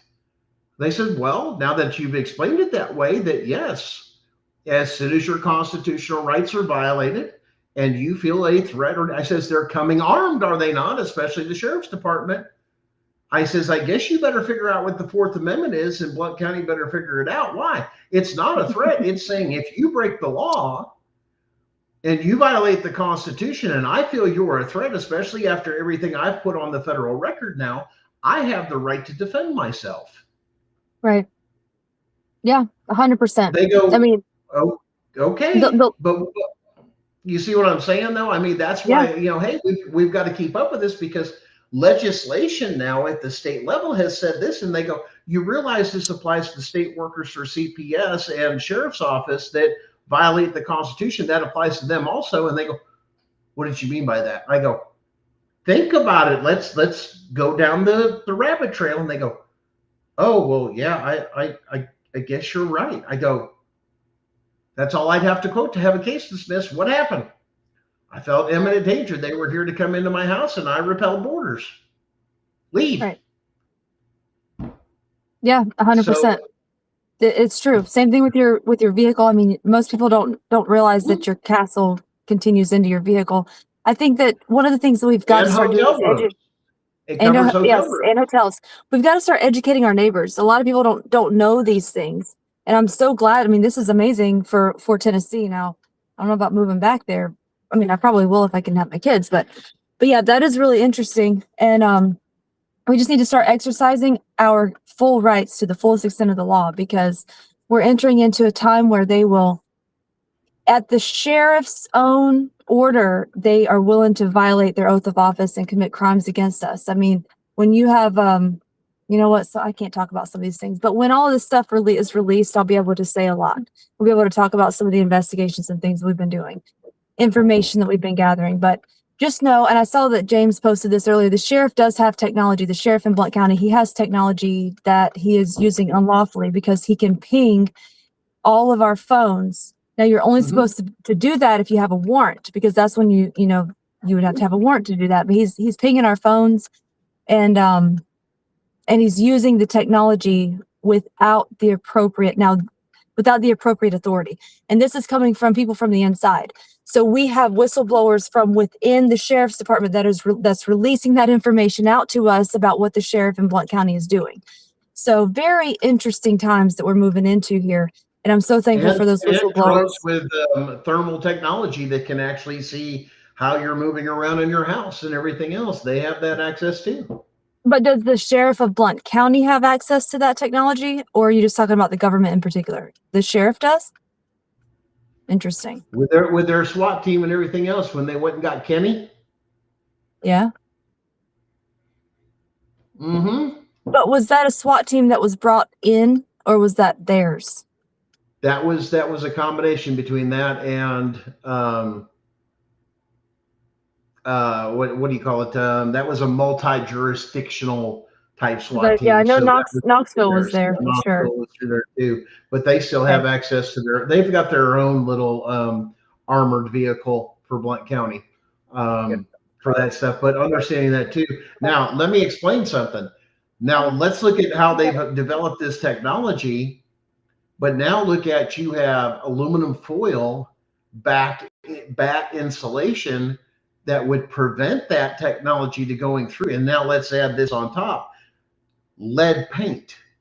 You couldn't go through it and scan it. You don't think this was not thought of to take people, I'm old enough to remember the story of when we got rid of lead paint because babies were eating paint chips. I'm like, babies weren't eating paint. I didn't know of anybody that had a kid die anywhere from paint chip. I mean, back then it was plaster and lath, before there was drywall, and they were eating the chunks of the drywall, and it had asbestos in it with some of the plaster, Paris of plaster and stuff, because that was one of the binders, because it had a hair technology for it, and it was part of an insulation factor. But we look at all these things that have stripped away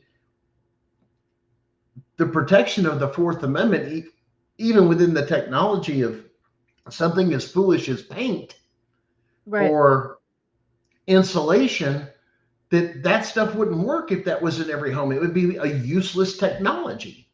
And I think there's something more sinister that comes into play with those things as these technologies are developed, where, and this has been questioned too with our food and everything else, but and understand this too. If you look at Fourth Amendment case law, there's so much on the Fourth Amendment and the protection of the home. It's just one of those things. Like I said, you've just got to get in there and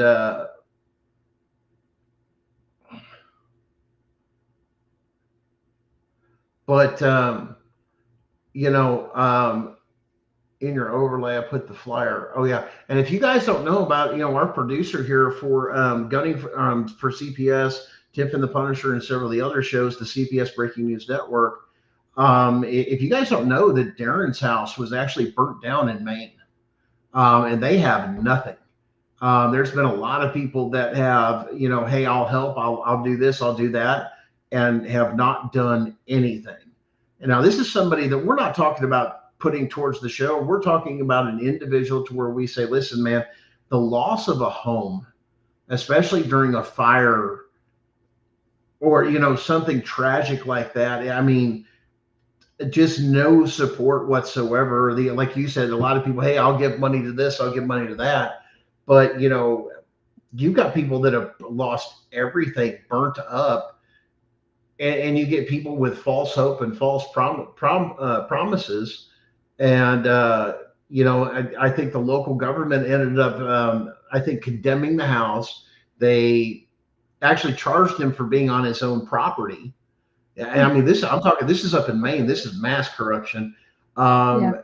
And then they stole his property and trying to take it over and bulldoze it and everything else.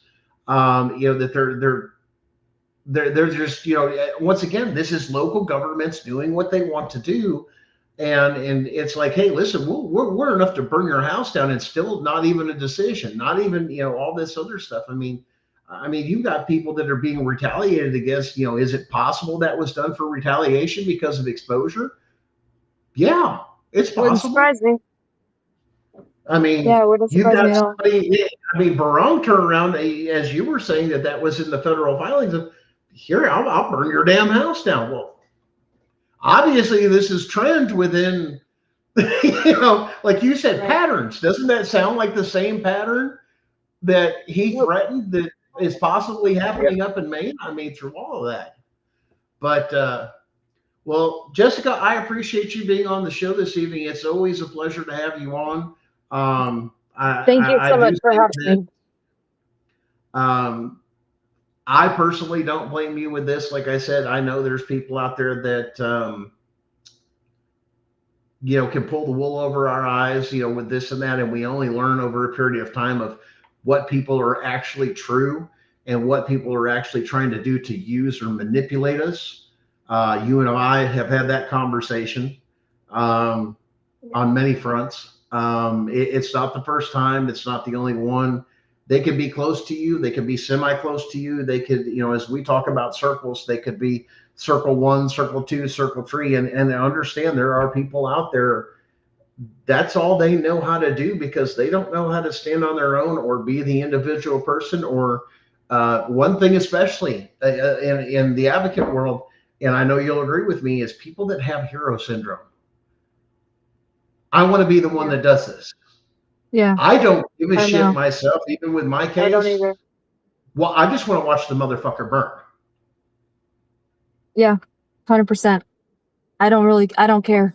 If my social media went away tomorrow, I mean, it would be a little bit sad just because I wouldn't be able to reach as many people, but I wouldn't care. I just start it again, They're like, oh, guess that's what God wanted to happen. So one thing I want to say, and you're right about people can do, I mean, I had a man that pulled the wool over my eyes for 11 years and 2 kids. I mean, I think I might have just been born to be naive. I trust people. I really do. I trust when people tell me something, and you hope, you have good hope and intentions for people. I do. I want to believe who you want to become when you tell me that.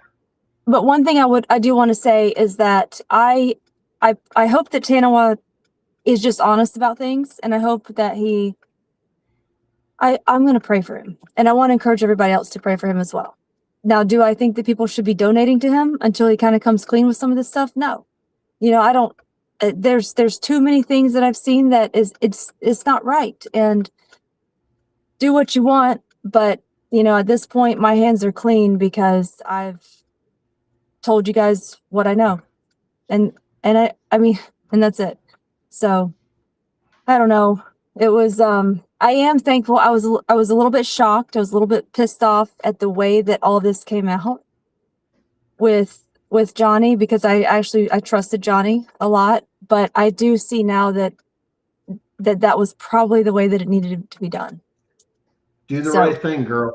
You just couldn't figure that out, and sometimes those around us figure it out for us. That's why, they're like that. That's true. And just know that it wasn't that I just didn't want to cause a bunch of more confusion, diversion. He slowed down in the movement. I just didn't know what to do. And so I am thankful that Johnny did take that step and got it done. So, and I will make a follow-up video about some of this stuff that's a little bit more professional. But listen, man, just because it doesn't always listen, man. It doesn't have to be pretty. Sometimes the truth is just the truth. And that's one thing that we've got to remember too, that we don't have to, we don't have to, what's the term around here? Church it up. You ain't got to church it up and clean it up and make it look, this particular way or this particular way. Sometimes the truth just has to come out, and sometimes there's a lot of stuff with timing. You know, when truth comes out, that there has to be, you know, don't be knee jerk, don't be, you know, jump to conclusion. Take your time with it, analyze it, sort it through, and when it's the time to bring it out, it's the right time to bring it out. And I think that's something that comes with wisdom as we get older, to know when, and not be that person to, because that's when a lot of scuttlebutt happens, or a lot of rumors happen. Like, well, I heard, yeah, but did you go back and verify? I mean, I know, I can't tell you how many times I've asked people when they've used things like ChatGPT or some of these other things there, because they're known to do this stuff, of just saying, hey, make sure you go back and read those case laws, or go make sure it's a real freaking case. You know what I'm saying? Because why? It's been known to give you cases that don't even exist, or coming up with stuff and getting creative. But once again, it's not programmed to do that. And that's part of the de facto with it. And it's like, hey, check your sources, take your time, do your research, and be wise with the information, because sometimes it's better just to sit back and watch as things progress. And then it's okay, now's the time, you know, because then it's not just you're seeing and you're gathering more information at the same time, that now I've got, you know what I'm saying? Now's the right time. And that, I think that's one thing a lot of people don't understand, is timing has a lot to do with it. And I think that's embedded within our creator, is sometimes what we're going through or what we're doing is not always for us to do right now, but it's preparing us for what we're about to do. Yep, I believe that too. So yeah, for sure. That's just life, man. As I've gone through it, that's the thing that I've learned through it. And I always try to share that wisdom, you know, with people, especially with stuff that comes up. Is, listen, man, you're going to become wiser after this. Why? Because you're going to be more watchful. You're going to test people more. You're going to learn more. You're going to, you know, educate. You're going to dig more. Why? Because just like our founding fathers said, when we realize it's become to the point it is, you know, like you said, yes, to overthrow those things and replace them. But the second part of that is, make sure you make provisions to make sure it never happens again. Right. Yeah. I mean, 100%. And that's where we get our freedoms from. Well, Jessica, thank you so much again for being on here. We'll probably do some follow-up in the future on this as things progress with you guys. And as things progress through the case, I know if you guys, our viewers, don't know out there, Jessica and I are actually from the same county in Tennessee for mass corruption. We had the same magistrate, former magistrate, we'll call it now, and judge, to where there's a lot of overlap. That's how we just kind of come together on a lot of things, is because of our cases of saying, hey, I had the same magistrate. Oh yeah, well, I had the same judge. Wow, look at what we have in common. And guardian ad litem and attorney. Yeah, guardian. Remember Jenkins? Yeah, Jenkins. Yeah, matter of fact, I don't know if you know that, but one of the other guardian ad litems actually became the next magistrate after Lashmit's come down. I heard that. Do you know that Gina Jenkins signed a character witness letter on behalf of Lashmit? Mm-hmm. Did you know that? Yeah. Like, yeah, man, I didn't know I was paying $6,000 to a child molester sympathizer. You know? Oh, there's a lot of their history and past. And like I said, I don't think they'll be practicing law much, because one of the things as a guardian ad litem is in the best interest of the children, right? Yeah, you're supposed to be. Yeah. You do realize those children were all questions without the presence of an attorney, and it violated those children's civil rights, and everything should have been thrown out. People say, well, how can you say that? I go to the Department of Justice. It's called the Criminal Resource Manual, Section 121, that specifically and explicitly talks about how juveniles have both Fourth and Fifth Amendment rights explicitly in Section 121. That includes the right to an attorney. And that wasn't present during questioning. Therefore, you violated the kid's constitutional rights. And the rights can be what? Given. but they can never be taken away. Yeah. Jessica, thanks again, and we'll catch Thank you on you. the flip side. Have a Thank you great, so much. safe trip, and hopefully you get everything squared away, and let me know. Yes, sir. Thank you so much. Have Have a good night. evening. Bye. Well, guys, there it is. We've got tons of information. We've dropped the knowledge, the bomb on you, so to speak. Hopefully you've got and gathered enough information to go piss somebody off with what's left of the day or throughout the rest of the week to our show next week at 9:30 p.m. Eastern Standard Time. We're on Rumble, we're on Twitch, we're on Facebook Live, and we're on YouTube. I did get a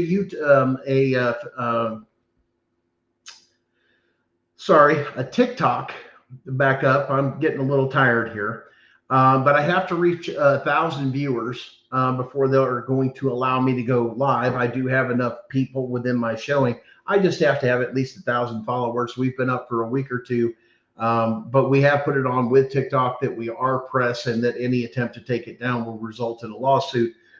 We have filed all the appropriate paperwork to go live, so there's no issues there. Like there was last time. It took us about 3 years to get back on TikTok. But we do have one there explicitly for the show. The purpose of that, once again, is to share some of the information as we do here on that platform. We share a lot of stuff on Facebook. And like I said, if you guys don't follow the pages and stuff, let us know. Get out there, support Jessica Saxon. Like I said, the Truth Without Limits organization right there. Once again, it's not connected to Tanawa. It's her own separate thing. She's done her own thing. She's been transparent. She's been honest with you, which is what, like I said, this is one thing I would say that, between that and many other people, these are people that we call friend, people that we do associate with, because why? They're honest and they're transparent. So I'm going to leave you guys. We've got a brand new reckoning System has fallen. County CPS. This is Gunner with Gunning for CPS, signing out. Have a great week, guys, and don't forget to piss somebody off this week with that knowledge and education you got. Have a great week, guys.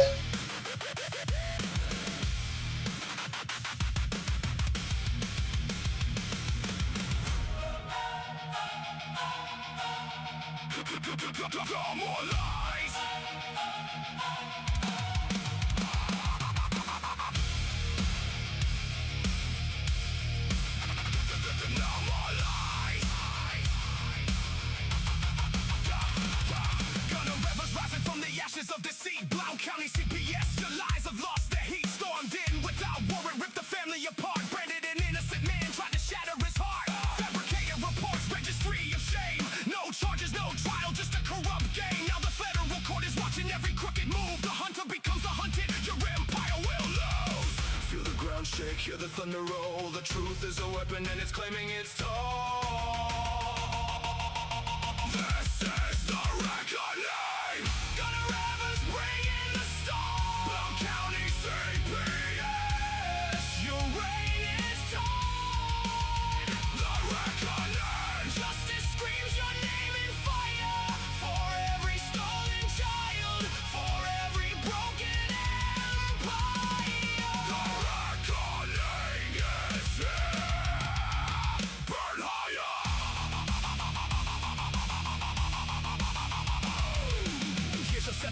Pain they try to hide. Your gunner stands unbreakable, fueled by righteous pride. Blount County DCS crossed the final line. Now the lawsuit strikes like lightning, exposing every crime. No mercy for tyrants hiding behind the state. The people are awake and they seal your fate.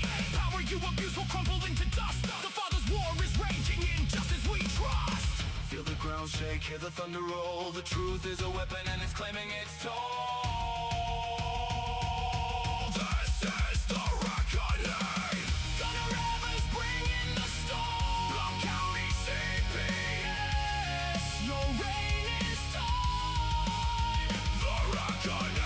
Justice screams your name in fire for every stolen child, for every broken empire. The reckoning is here. Burn higher. You destroyed the home. Now the reckoning rises. And you stand alone.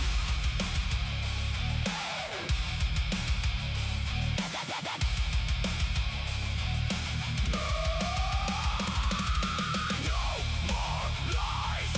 No more chains. Gonna ever sway. Break the chains.